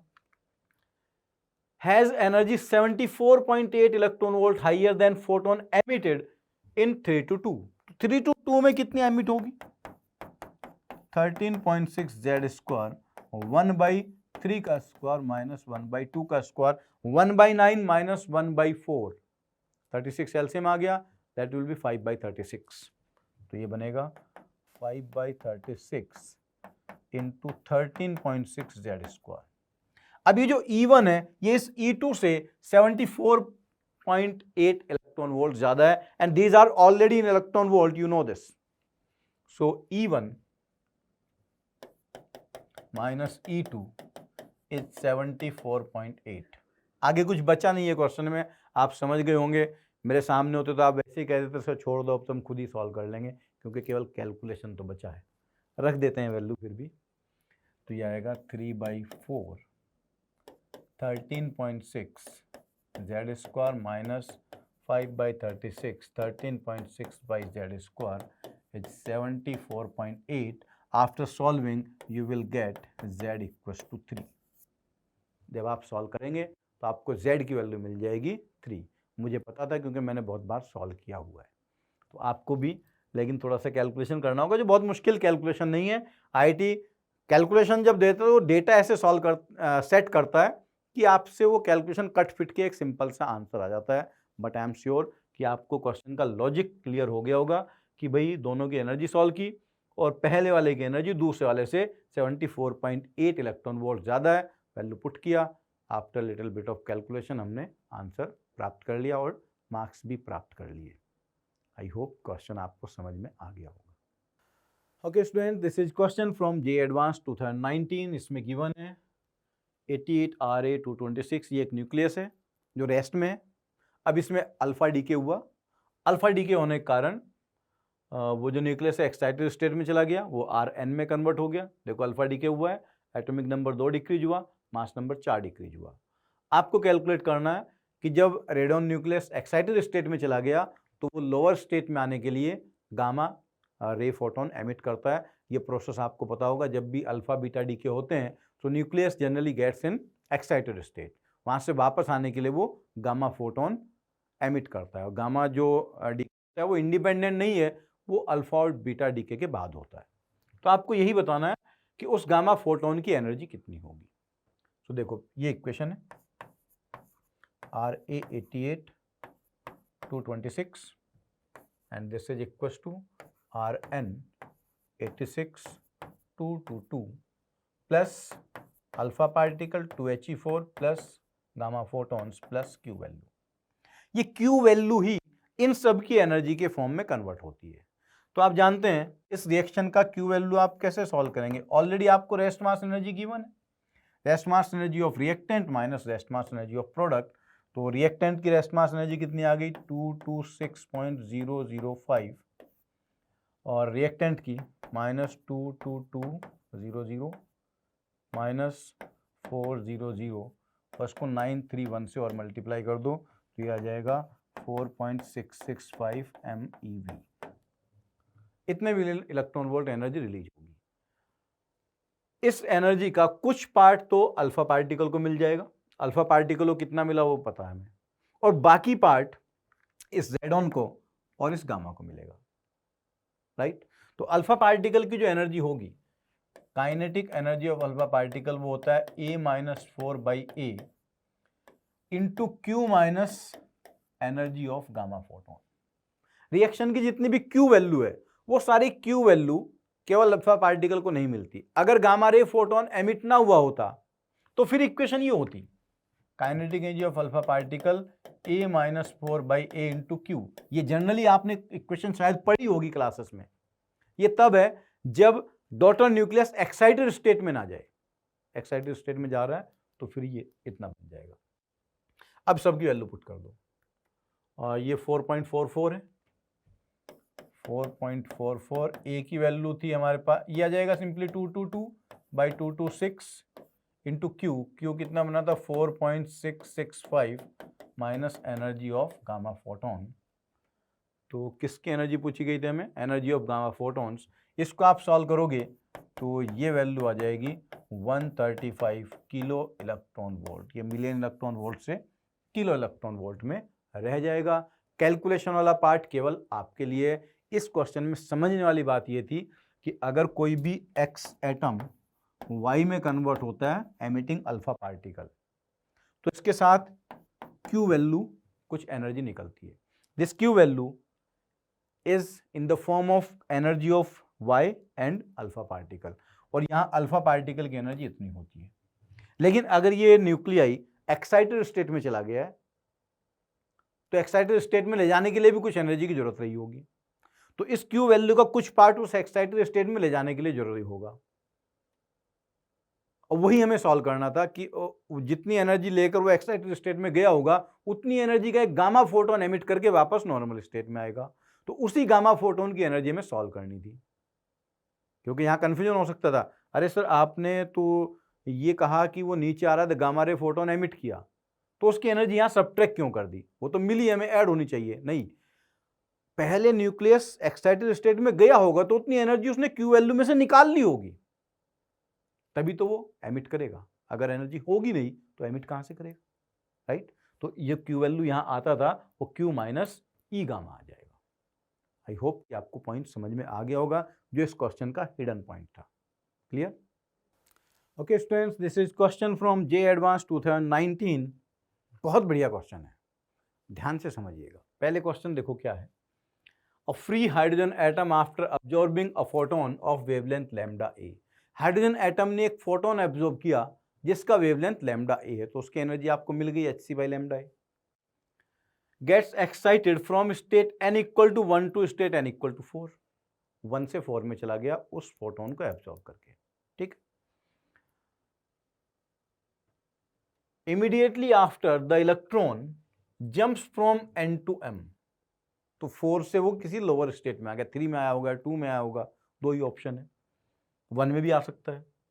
By emitting a photon of wavelength lambda E, तो जब वो 4 से नीचे किसी m में आया तो उसने लैम्डा ई एनर्जी का फोटोन एब्जॉर्ब इमिट किया, तो आप लिख सकते हो hc/λ E equals to 13.6 into 1/4 का स्क्वायर माइनस 1/m का स्क्वायर, ये होगा। और hc/λ ए जो एब्जॉर्ब किया था उसकी वैल्यू है 13.6, 1 माइनस 1/4 का स्क्वायर, 1 से 4 में चला गया था। तो एक तो आपको ये बताना है कि लैम्डा a/λ ई आपको गिवन है 1/5, और आपको सॉल्व करना है कि m की वैल्यू क्या होगी।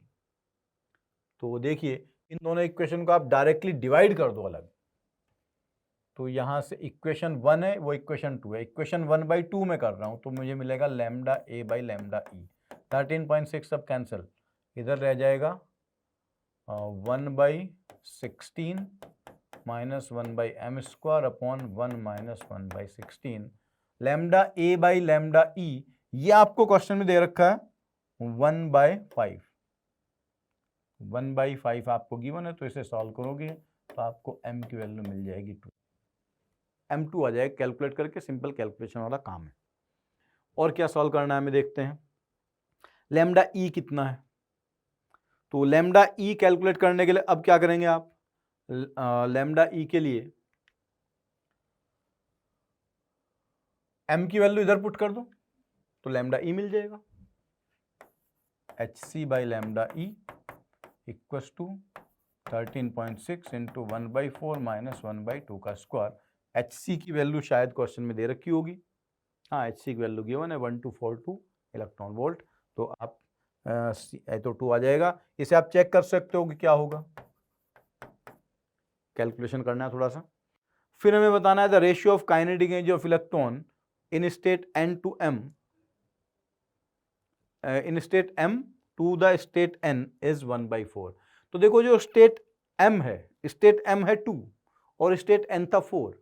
काइनेटिक एनर्जी, किसी भी स्टेट में काइनेटिक एनर्जी क्या होती है, टोटल एनर्जी के मैग्नीट्यूड के बराबर होती है। तो आप लिख सकते हो kinetic energy is proportional to 1/n square, 1/n square होगा ना। Kinetic energy in mth state वो होगा 1/4, kinetic energy in nth state वो होगा 1/16, मतलब प्रोपोर्शनल होगा। रेशियो बताना है इसका km/kn, तो km/kn, हाँ, तो ये वैल्यू आ जाएगी 1/4 बन जाएगा, डिवाइड करो kn/km 1/16 upon 1/4 and that will B 1/4। और क्या सॉल्व करना था इसमें, और सॉल्व करना था delta P A into delta P. Delta P A delta P E क्या है? Let change in momentum of atom due to absorption and emission. जब एब्जॉर्प्शन हुआ तो चेंज इन मोमेंटम, जब इमिशन हुआ तो चेंज इन मोमेंटम। तो जब उसने एब्जॉर्प्शन किया तो चेंज इन मोमेंटम होगा h बाई लैम्डा ए, और जब एमिशन किया तो चेंज इन मोमेंटम होगा h बाई लैम्डा ई। तो delta P A delta P E, delta P A by delta P E that will be, ये lambda E है, P A by P E that is lambda E by lambda A. Lambda E by lambda A, वो answer आएगा 5। तो ये answer गलत हो गया। पहले वाला आप कैलकुलेट करके चेक कर लेना कि 418 आएगा या कुछ और आएगा। तरीका मैंने आपको बता दिया। आई थिंक 418 ये नहीं आएगा, आंसर केवल बी और सी होगा। तो सिंपल सा क्वेश्चन था। पहले n इक्वस टू 1 से 4 में गया तो हमने इक्वेशन लगा दी, एनर्जी इक्वस टू 13.61 माइनस 1/4। फिर 4 से m में आ गया तो दूसरी इक्वेशन लगा दी, दोनों को डिवाइड किया, रेशियो दे रखा था, m मिल गया। काइनेटिक एनर्जी टोटल एनर्जी के मैग्नीट्यूड के बराबर होती है, वो 1/n² होता है, तो काइनेटिक एनर्जी का रेशियो मिल गया। काइनेटिक एनर्जी का ही रेशियो पूछा था ना, यस, काइनेटिक एनर्जी का रेशियो मिल गया। तो आंसर बी और सी आएंगे, ए और डी आंसर गलत हो जाएगा। आई एम श्योर कि आपको क्वेश्चन क्लियर हो गया होगा। Students, this is question from J advance 2020। X ray पर बेस्ड क्वेश्चन है और थ्योरेटिकल क्वेश्चन। अगर आपको थोड़ा सा एक्सरे का करेक्टरिस्टिक और कंटिन्यूस का आइडिया है तो ये क्वेश्चन आप इजीली सॉल्व कर लेंगे। क्वेश्चन में कहा गया, in X-ray tube electrons emitted from filament carrying current I hit a target. तो इलेक्ट्रॉन्स फिलामेंट से एमिट हुए हैं। फिलामेंट के पीछे एक सर्किट बना होता है छोटा सा, जिसको हम गर्म करते हैं, उसको उससे करंट प्रोड्यूस होती है सर्किट में। करंट के हीटिंग इफेक्ट के कारण वो गर्म होता है, वहाँ से इलेक्ट्रॉन थर्मियोनिक इमिशन के कारण निकलते हैं। उन इलेक्ट्रॉन को एक्सलेट कराते हैं हाई वोल्टेज पर और किसी मेटल प्लेट पर स्ट्राइक कराते हैं तो वहाँ से एक्सरे निकलती है। Target is kept at potential V higher than cathode resulting in emission of continuous and characteristic X ray. अब इन्होंने कहा अगर फिलामेंट करंट को हमने डिक्रीज कर दिया, फिलामेंट करंट को डिक्रीज कर दिया तो कम इलेक्ट्रॉन निकलेंगे और कम इलेक्ट्रॉन ही वहां जाकर स्ट्राइक करेंगे और एक्सरे फोटॉन्स भी कम एमिट होंगे। पोटेंशियल इज डिक्रीज्ड, पोटेंशियल को इंक्रीज कर दिया, पोटेंशियल को इंक्रीज किया तो इलेक्ट्रॉन की मैक्सिमम काइनेटिक एनर्जी बढ़ जाएगी। तो आपको याद है कि जो कट ऑफ वेवलेंथ होता है लैम्डा मिनिमम, वो होता है hc/eV। तो वो जो लैम्डा मिनिमम है, पोटेंशियल बढ़ाने से उसकी वैल्यू और कम हो जाएगी। तो अब देखते हैं क्या क्या आएगा। Cut off wavelength will reduce to half, potential double किया, कट ऑफ वेवलेंथ आधी हो गई, यहां तक तो सही है।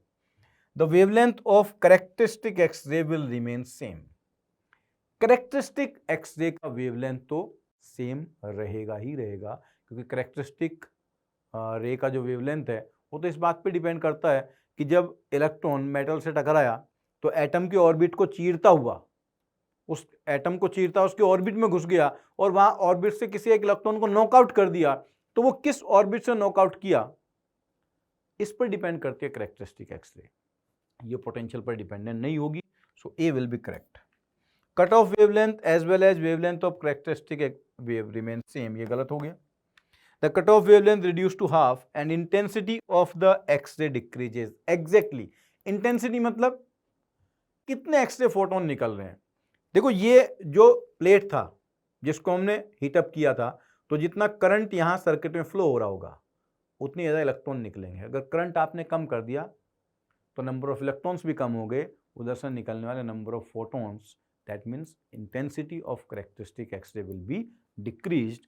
सो see will also be correct. The cutoff wavelength will become 2 times larger and intensity of X-ray will decrease. Cutoff wavelength 2 times larger नहीं बनेगा, 2 times smaller बनेगा, तो ये गलत हो जाएगा। Simply A and C will be right answer. I hope logic आपको समझ में आ गया होगा। जो कुलिज ट्यूब होता है उसमें 2 सर्किट होते हैं। एक वो सर्किट होता है जो उस फिलामेंट को प्लेट को गर्म करता है और वहां से इलेक्ट्रॉन निकलवाता है। तो फिलामेंट में जितनी करंट फ्लो हो रही है, फिलामेंट के पीछे जो सर्किट है उसमें जितनी करंट फ्लो होगी, इस बात पे डिपेंड करेगा कितने इलेक्ट्रॉन निकलेंगे। वो डिसाइड करेगा कि फिर फोटोन कितने एमिट होंगे। तो अगर उस करंट को आपने चेंज कर दिया तो निकलने वाले इलेक्ट्रॉन चेंज हो जाएंगे और एमिट होने वाले फोटॉन्स भी चेंज हो जाएंगे। That is intensity of the X ray will be changed. और जो कट ऑफ वेवलेंथ होता है that depends on the accelerating potential. Accelerating potential के इन्वर्सली प्रोपोर्शनल आता है। एक्सलेटिंग पोटेंशियल बढ़ाओगे तो कट ऑफ वेवलेंथ कम हो जाएगा, कम करोगे तो बढ़ जाएगा। आई एम श्योर कि ये थ्योरेटिकल क्वेश्चन आपको क्लियर हो गया होगा। Students, this is question asked in JEE advance 2021। देखिए बहुत बढ़िया क्वेश्चन है। एक न्यूक्लियस क्यू है जिसका हाफ लाइफ है 20 मिनट। इससे अल्फा डीके भी होता है और बीटा डीके भी होता है। अल्फा डीके की प्रोबेबिलिटी 60% है, बीटा डीके की प्रोबेबिलिटी 40% है। मतलब अगर टोटल 100 एटम्स हैं उनमें से 60 एटम्स में अल्फा डीके होगा और 40 एटम्स में बीटा डीके होगा। As simple as it is. इन्होंने कहा इनिशियली 1000 एटम थे। The number of alpha decay in first R, एक आर में अल्फा डीके कितने हो गए होंगे। तो अगर इनिशियली 1000 एटम थे तो अल्फा डीके करने वाले एटम कितने थे, 60%, मतलब 600। और 1 आर का मतलब क्या हुआ, 60 मिनट। 60 मिनट बोले तो 3 हाफ लाइफ। 3 हाफ लाइफ में कितने एटम्स बचे होंगे, 1/8। तो 600/8 बचे होंगे। 600/8 बचे हैं, मतलब आई थिंक 75 बचे हैं। 75 बचे तो कितने डीके हो गए, 600 minus 75, answer is 525। D is the correct answer. Quite easily done. Simple सा क्वेश्चन था। ये ध्यान रखना था जो एटम है उसकी प्रोबेबिलिटी गिवन है कि 60% अल्फा डीके है और 40% बीटा डीके है। तो बच्चों 60% में अल्फा होगा, 40% में बीटा होगा। 1000 का 60%, 600, उसका 1/8 सब्ट्रैक्ट किया, 525 answer. I am very sure कि आपको ये क्वेश्चन समझ में आ गया होगा। Students, this is question from JEE advance 2021। इसमें कहा गया फोटोइलेक्ट्रिक एमिशन एक्सपेरिमेंट में maximum kinetic energy from 3 plates PQR, EP, EQ and ER, and they have this ratio EP equals to EQ equals to 2ER. In this experiment, same source of monochromatic light used for metal P and Q. मतलब P और Q पर जो photons आ रहे हैं उनकी energy same है। मान लीजिए वो E1 है, तो हम कह सकते हैं EP equals to E1 minus इसका work function, and this is equal to 2 times EQ। EQ क्या होगा, E1 माइनस 4.5। तो हमने ये पता कर लिया जिस रेडिएशन को आपने P और Q पर इंसिडेंट कराया उसके फोटोन की एनर्जी कितनी है। कितनी आ जाएगी यहाँ से भाई, ये आप E1 को उधर ले जाओगे तो सिंपली E1 रह जाएगा और E1 आ जाएगा 5। ये आ गया। अब ये कह रहे हैं जो R वाला मेटल है उसको एक डिफरेंट एनर्जी से इंसिडेंट कराया, वर्क फंक्शन दिया हुआ है, आपको बताना है energy of incident photon used for metal R। तो R की एनर्जी होगी, इसके लिए आपने मान लो E2 एनर्जी का फोटोन यूज किया, तो आप कह सकते हो जो P की एनर्जी है, P की एनर्जी कितनी बनेगी, E1 minus 4 that is 1। 1 is 2 times E2 minus work function कितना 5.5। तो ये आ जाएगा 2E2 equals to 12 and E2 equals to 6 electron volt. तो जिस एनर्जी से आपने आर मेटल को रेडिएट कराया है, आर मेटल के ऊपर जिस एनर्जी के फोटोन भेजे हैं उसकी एनर्जी है 6 इलेक्ट्रॉन वोल्ट। सिंपल, आपको एक क्वेश्चन फॉर्मूला लगाना था, मैक्सिमम काइनेटिक एनर्जी और energy of electron is energy of photon minus work function. 3 बार वही फॉर्मूला यूज करना है और सिंपल सी कैलकुलेशन करके आपका आंसर आ जाएगा। आई एम श्योर कि आपको ये पॉइंट क्लियर हो गया होगा। Okay students, this is question from JEE advance 2021। Simple वैसे देखा जाए तो फॉर्मूला टाइप का क्वेश्चन है, थोड़ा सा कैलकुलेशन वगैरह आपको करनी है। Which of the following statements are correct about spectrum of hydrogen atom. सबसे पहले कहा गया the ratio of longest wavelength to shortest wavelength in Balmer series. Sorry, Balmer series क्या होती है, जब इलेक्ट्रॉन किसी हायर ऑर्बिट से n = 2 में आता है। अगर 3 से 2 में आया तो एनर्जी मिनिमम होगी और वेवलेंथ मैक्सिमम होगी। तो उस मैक्सिमम वेवलेंथ को कैसे सॉल्व करेंगे हम? That is 1/λm maximum equals to 13.6। कहाँ से कहाँ आया? 3 से 2 में। So 1/9 minus 1/4 that is 5/36 into 13.6। अब बताना है इसका मिनिमम वेवलेंथ। मिनिमम कब होगा भाई? मिनिमम होगा, कब होगा मिनिमम? मिनिमम होगा जब वो इन्फिनिटी से आएगा n = 2 में। हालांकि यहां पर आप hc भी लिख सकते हो, hc/λ, क्योंकि एनर्जी लिखी है आपने, अदरवाइज तो इधर फिर आप रिडबर्ग कांस्टेंट यूज करोगे। मैंने 13.6 लिखा है तो hc/λ लिखेंगे, तो आ जाएगा 13.6 इंटू 1/4। अब इन दोनों का आप अगर डिवाइड कर दो तो आप देखो रेशियो वही आएगा ना। क्या पूछा हमें कि 9/5 रेशियो आता है नहीं, लॉन्गेस्ट टू शॉर्टेस्ट। तो लॉन्गेस्ट कब बना था? जब वो 3 से 2 में आया था। शॉर्टेस्ट कब बनेगा? जब वो इन्फिनिटी से 2 में आएगा। So lambda minimum upon lambda maximum that will be I think minimum to maximum बताना है, maximum to minimum, maximum to minimum. Okay, lambda max upon lambda minimum and that will be 9/5। 9/5 answer आ जाएगा। Equation 2 को equation 1 से divide कर दो तो first option तो हो गया अपना सही, ये तो सही होगा। फिर पूछा है there is an overlap between wavelength range of Balmer and Paschen series. Balmer और पास्टन सीरीज में कोई ओवरलैप नहीं होगा भाई, बामर सीरीज अलग है, पास्टन सीरीज अलग है। और फिर ये पूछा गया है wavelength of Lyman series are given by 1 + 1/m² lambda naught, where lambda naught is the shortest wavelength of Lyman series. Lyman series की जो जनरल वेवलेंथ होगा वो इसकी शॉर्टेस्ट वेवलेंथ का इतना टाइम्स होगा। तो लाइमन सीरीज क्या होती है भाई? जब ऊपर से किस n = 1 में आता है। अब देखो लाइमन सीरीज की जब वेवलेंथ लिखोगे आप तो hc/λ वो होगा 13.6 इंटू 1 - 1/m²। शॉर्टेस्ट कितना बनेगा इसका? इसके शॉर्टेस्ट के लिए क्या होगा? 13.6, ये इन्फिनिटी हो गया, बस ये रह जाएगा। तो अगर आप इन दोनों इक्वेशन को डिवाइड करो, λ/λ नॉट, λ/λ नॉट, देखो 13.6 कैंसिल हो गया और यहां बनेगा 1/1 माइनस m²। तो बनेगा λ = λ नॉट अपॉन 1 - 1/m नॉट, नहीं सिंपली m था, m का स्क्वायर। क्या यही रिलेशन था भी? नहीं, ये भी गलत हो गया। D part, the wavelength range of Lyman and बामर series do not overlap. Correct. क्यों ओवरलैप करेगा? वो n = 1 में आना है, दूसरे का n = 2 में आना है, तो वो वेवलेंथ जो है वो अलग अलग होंगे, तो they do not overlap.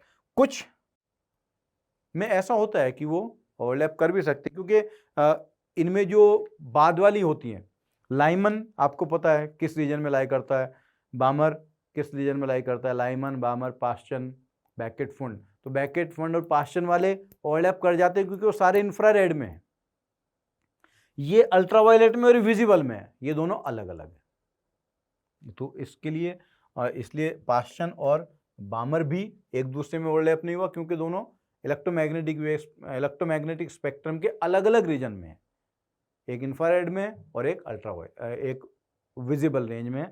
बामर series visible range में होती है और जो पास्टन सीरीज और जो लाइमन सीरीज है वो अल्ट्रावायलेट में होती है। क्लियर? आई एम श्योर कि आपको ये क्वेश्चन अब समझ में आ गया होगा। मोस्टली थ्योरेटिकल टाइप क्वेश्चन ही था। आंसर होंगे इसका ए और डी। ठीक, okay okay students, this is question from J advance 2022। ठीक है, इसमें कहा गया binding energy of nucleons in the nucleus can be affected by pair wise coulomb repulsion. एक बार पहले भी आईटी ने इस टाइप का क्वेश्चन पूछा था 2016-17 के आसपास। यहां फिर से इस कॉन्सेप्ट को रिपीट किया है कि जो बाइंडिंग एनर्जी होती है, जिस एनर्जी के द्वारा न्यूक्लियस आपस में बंधे हुए हैं, जिसको हम न्यूक्लियर फोर्स कहते हैं, न्यूक्लियर फोर्स के कारण उनमें बाइंडिंग एनर्जी है और न्यूक्लियर फोर्सेस चार्ज पर डिपेंड नहीं होते। तो वो कह रहे हैं कि लेकिन भाई प्रोटॉन्स वहां पर हैं और प्रोटॉन्स में कूलम्बिक रिपल्शन होगा, तो इसका मतलब जो प्रोटॉन्स हैं उनकी बाइंडिंग एनर्जी थोड़ी सी कम हो जाएगी न्यूट्रॉन की बाइंडिंग एनर्जी से, क्योंकि न्यूट्रॉन्स में तो कूलम्बिक रिपल्शन होगा ही नहीं। तो पहला पॉइंट तो ये क्लियर हो गया कि अगर वो बाइंडिंग एनर्जी कूलम्ब फोर्स से अफेक्ट हो रही है तो प्रोटॉन्स की बाइंडिंग एनर्जी रिपल्सन के कारण कम हो जाएगी। मतलब एक आंसर तो मुझे वैसे ही मिल गया, ये सही नहीं होगा। न्यूट्रॉन की बाइंडिंग एनर्जी ज्यादा होगी, प्रोटॉन की बाइंडिंग एनर्जी कम होगी। ठीक, अब फिर और देखते हैं क्या है। Let the binding energy of proton be EBP, binding energy of neutron be EBN, which of the following statement is correct? EBP minus EBN is proportional to Z into Z minus 1। देखो भाई यहां पर क्या है कि जो binding energy में difference है वो केवल कूलम्बिक रिपल्शन के कारण है। कूलम्बिक रिपल्शन मतलब इलेक्ट्रोस्टैटिक रिपल्शन, वो केवल किस में होना है? प्रोटॉन में। टोटल Z प्रोटॉन है, तो एक प्रोटॉन बाकी और कितने प्रोटॉन्स के साथ रिपल्शन करेगा? Z माइनस 1 के साथ। तो उनकी जो बाइंडिंग एनर्जी बनेगी, जो टोटल इंट्रैक्शन एनर्जी होगी एक प्रोटॉन की, वो होगी 1/4πε0 R into Z minus 1 into ई स्क्वायर। तो और न्यूट्रॉन में तो ये होगा ही नहीं, न्यूट्रॉन में जो भी बाइंडिंग एनर्जी वो केवल न्यूक्लियर फोर्स के कारण है। तो प्रोटॉन में बाइंडिंग एनर्जी इतनी कम होगी, तो दोनों की बाइंडिंग एनर्जी का difference EBP minus EBN, it is proportional to Z into Z minus 1। The E part is correct। भाई आप ये कहोगे कि सर थोड़ी देर पहले तो आपने बताया था कि न्यूट्रॉन की ज्यादा है प्रोटॉन की कम है, और यहाँ आपने प्रोटॉन में न्यूट्रॉन की सब्ट्रैक्ट कर दी, तो वहां नेगेटिव क्यों नहीं लिखा? अरे भाई केवल प्रोपोर्शनलिटी पूछी गई है, यही तो कंफ्यूज करने के लिए ये ऑप्शन रखा था उन्होंने, कि ताकि आप एक अगर सही प्रूफ कर लो तो सी को अपने आप सही लगा दो। तो वहां केवल प्रोपोर्शनलिटी है और यहाँ लॉजिक पूछा गया है कि भाई कौन सा ज्यादा है। अच्छा, फिर उन्होंने ये भी कहा कि ये जो बाइंडिंग एनर्जी है ये किसके प्रोपोर्शनल होगा? मास नंबर पर किस तरीके से डिपेंड करेगा। तो आप जानते हो किसी भी एटम का जो रेडियस है, एटम का जो न्यूक्लियस है उसका रेडियस R होता है R0 into A to the power 1/3। जब ये रेडियस की वैल्यू यहाँ पुट करोगे तो ये जो बाइंडिंग एनर्जी का डिफरेंस है, ये बाइंडिंग एनर्जी का डिफरेंस किसके बराबर है? U के बराबर। R की वैल्यू वहां पुट करो तो U किसके प्रोपोर्शनल आ रहा है? A की power -1/3। That means this difference in binding energy is also proportional to A to the power -1/3, right. अच्छा, और इसके बाद क्या पूछा इन्होंने? EPB increases if nucleus undergoes a beta decay emitting a positron। Positron क्या होता है? Positive electron. और वो कब एमिट होता है? जब एक प्रोटॉन किस में कन्वर्ट होता है? न्यूट्रॉन में। जब एक प्रोटॉन न्यूट्रॉन में कन्वर्ट होता है तो एक पॉजिट्रॉन निकल जाता है। तो अगर पॉजिट्रॉन निकल रहा है, पॉजिट्रॉन अगर निकल रहा है तो इसका मतलब वहां प्रोटॉन्स कम हो रहे हैं, वहां नंबर ऑफ प्रोटॉन्स क्या है? कम हो रहे हैं। नंबर ऑफ प्रोटॉन्स कम हो रहे हैं तो प्रोटॉन्स के बीच में कूलम्बिक रिपल्सन कम हो रहा है। प्रोटॉन्स कम होने से क्या डिक्रीज हुआ? Z डिक्रीज हो गया ना। Z डिक्रीज हो गया तो वो कूलम्बिक रिपल्शन के कारण वाली पोटेंशियल एनर्जी कम हो गई। अगर कम हो गई तो प्रोटॉन की नेट बाइंडिंग एनर्जी बढ़ गई। कैसे बढ़ी? प्रोटॉन के पास, पहले हम क्या मानते हैं, सभी न्यूक्लियॉन्स के पास बाइंडिंग एनर्जी केवल किसके कारण है? न्यूक्लियर फोर्सेस के कारण। And those nuclear forces are independent of the charge. तो न्यूक्लियर फोर्सेस के कारण जितनी बाइंडिंग एनर्जी न्यूट्रॉन के पास है उतनी बाइंडिंग एनर्जी प्रोटॉन्स के पास भी है। अब प्रोटॉन्स के पास अपने चार्ज के कारण कुछ एनर्जी है जो न्यूक्लियर फोर्स वाली एनर्जी में से सब्ट्रैक्ट हो रही है, इसलिए प्रोटॉन की बाइंडिंग एनर्जी कम हो रही है। अगर प्रोटॉन बढ़ गए तो वो कूलम्ब वाली एनर्जी बढ़ जाएगी। तो न्यूक्लियर वाली बाइंडिंग एनर्जी में से कूलम्ब वाली बाइंडिंग एनर्जी घटनी है और कूलम्ब वाली बढ़ गई तो टोटल बाइंडिंग एनर्जी कम हो गई। लेकिन प्रोटॉन कम हो गए तो कूलम्ब वाली एनर्जी घट गई। तो न्यूक्लियर फोर्स वाली एनर्जी में से कूलम्ब फोर्स वाली एनर्जी सब्ट्रैक्ट होनी है और कूलम्ब फोर्स वाली एनर्जी कम हो गई तो टोटल बाइंडिंग एनर्जी बढ़ जाएगी। आई होप कि आपको लॉजिक समझ में आ गया होगा। तो आंसर होगा A, B एंड D। बहुत बढ़िया क्वेश्चन था and I am very sure कि आपको ये क्वेश्चन अच्छे समझ में आया होगा। और मैंने आपको जैसा बताया क्वेश्चन पहले भी आ चुका है, एक बार 2 बार रिपीट हो चुका है और अभी इस क्वेश्चन का सारी चीज़ें खत्म नहीं हुई हैं। तो ये क्वेश्चन को आप बड़े अच्छे से करना। 2016-17 में भी एक बार ऐसा क्वेश्चन आया था, उसको भी ठीक से करना। हो सकता है आपकी किस्मत अच्छी हुई तो फिर से ऐसा कॉन्सेप्ट आपको मिल जाए। आई एम श्योर कि आपको अब ये क्लियर हो गया है। So students, this is question from JEE advance from 2022। देखिए, फोटोइलेक्ट्रिक इफेक्ट का क्वेश्चन है। क्वेश्चन में गिवन एक मेटालिक सरफेस पर हमने लाइट इंसिडेंट कराया और फोटो इलेक्ट्रॉन्स को रोकने के लिए स्टॉपिंग पोटेंशियल है 6 वोल्ट।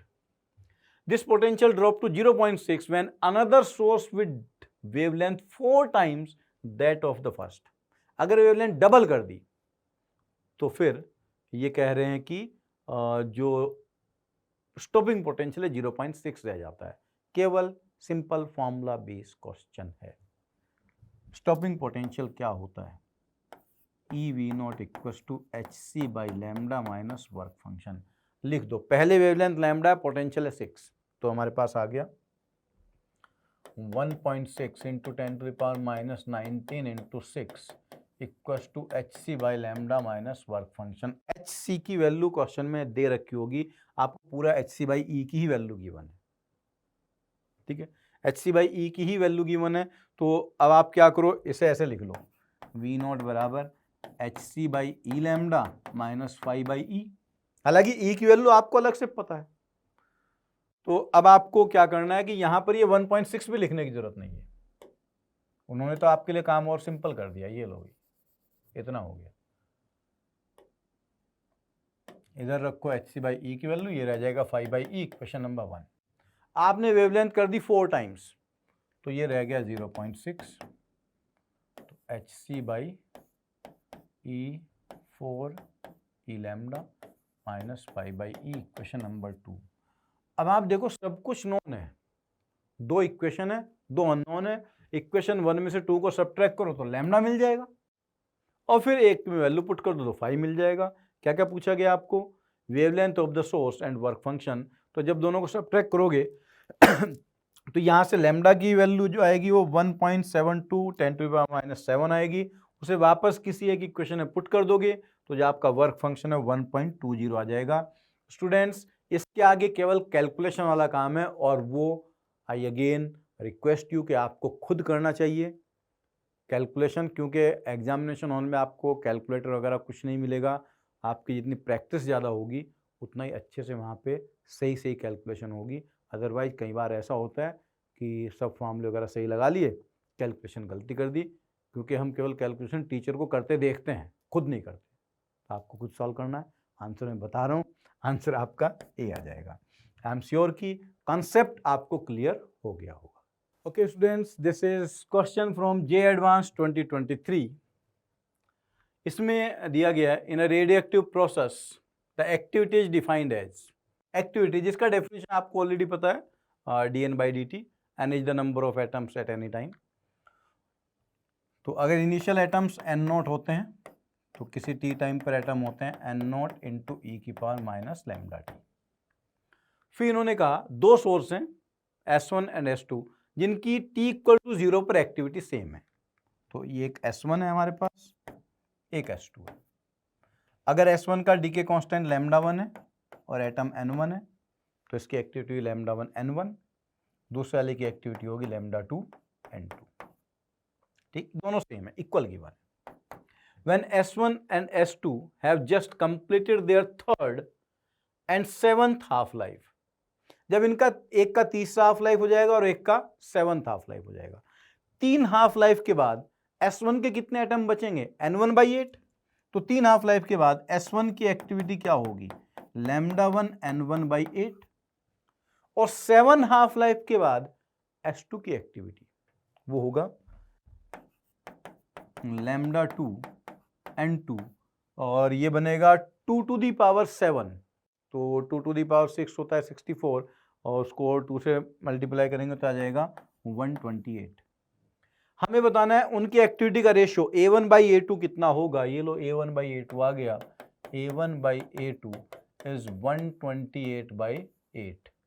इससे आप कट करोगे तो ये आई थिंक आ जाएगा 16।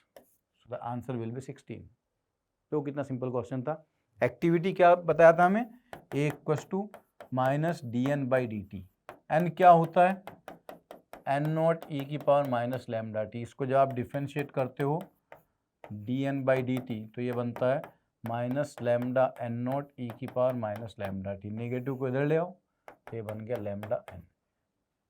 सो the activity is lambda into N. Initially lambda N दोनों का सेम था और फिर हमने क्या किया, 3 हाफ लाइफ और 7 हाफ लाइफ के बाद लिखा, दोनों को डिवाइड किया, आंसर आ गया। आप देख सकते हैं लास्ट ईयर एक्टिविटी का क्वेश्चन आया था और बहुत मुश्किल क्वेश्चन नहीं था, सिंपल क्वेश्चन था। आई होप कि ये क्वेश्चन आपको समझ में आ गया होगा।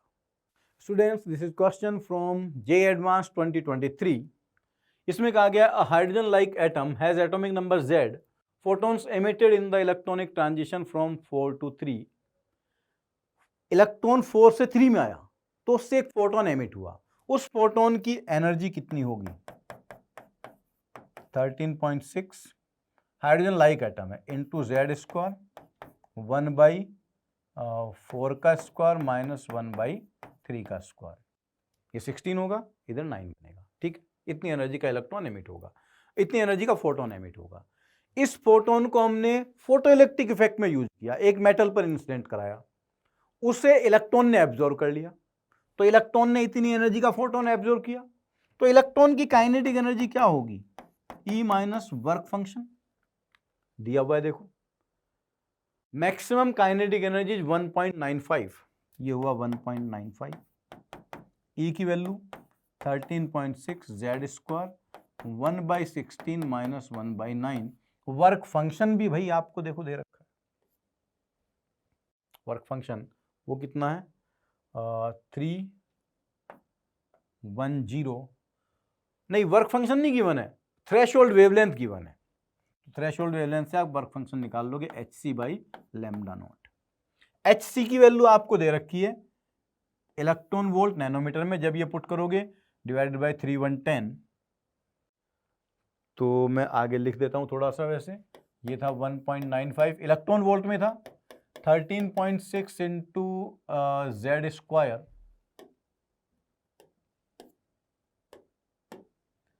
Z square 1/16 minus 1/9 minus hc by lambda. देखो hc की वैल्यू क्या है 1240, तो ये बन गया 1240 अपॉन 310। देखो भाई सारी यूनिट ऑलरेडी ऐसी गिवन है कि आपको यूनिट कन्वर्जन की जरूरत ही नहीं है, और देखो कैलकुलेशन भी कितना सिंपल है, ये तो सीधा सीधा 4 ही हो गया ना। इसे लाओगे थोड़ा सा कैलकुलेट करोगे तो यहां से Z स्क्वायर की वैल्यू आ जाएगी 9 और Z की वैल्यू आ जाएगी 3। आई थिंक Z ही पूछा गया था, क्या पूछा हमें, द वैल्यू ऑफ Z। तो उस हाइड्रोजन लाइक एटम का एटॉमिक नंबर कितना है, तो थोड़ी सी कैलकुलेशन है, बस दो कंसेप्ट इन्वॉल्व है। एक तो हाइड्रोजन स्पेक्ट्रम वाला कि वहां से फोटोन निकला, उसे यूज किया फोटोइलेक्ट्रिक इफेक्ट में, मुश्किल नहीं है, 2 चैप्टर के 2 कंसेप्ट मर्ज करके एक क्वेश्चन बना दिया गया है। आई एम वेरी श्योर कि आपको ये क्वेश्चन समझ में आ गया होगा।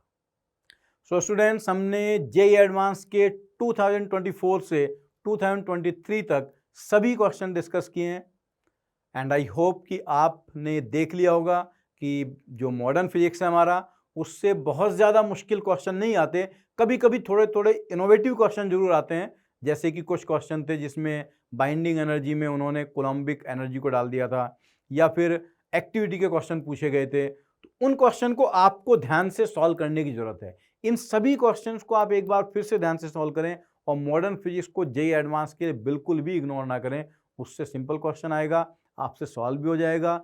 कभी कभार थोड़ी सी कैलकुलेशन हो सकती है, उसकी आप डेफिनेटली प्रैक्टिस करें। मैं आपको सजेस्ट करूंगा कि आप भी कैलकुलेशन की प्रैक्टिस फास्ट होनी चाहिए, इसलिए बहुत सारे क्वेश्चन में मैंने कैलकुलेशन किया नहीं है, आपके लिए छोड़ा है ताकि आपकी प्रैक्टिस स्ट्रांग हो सके।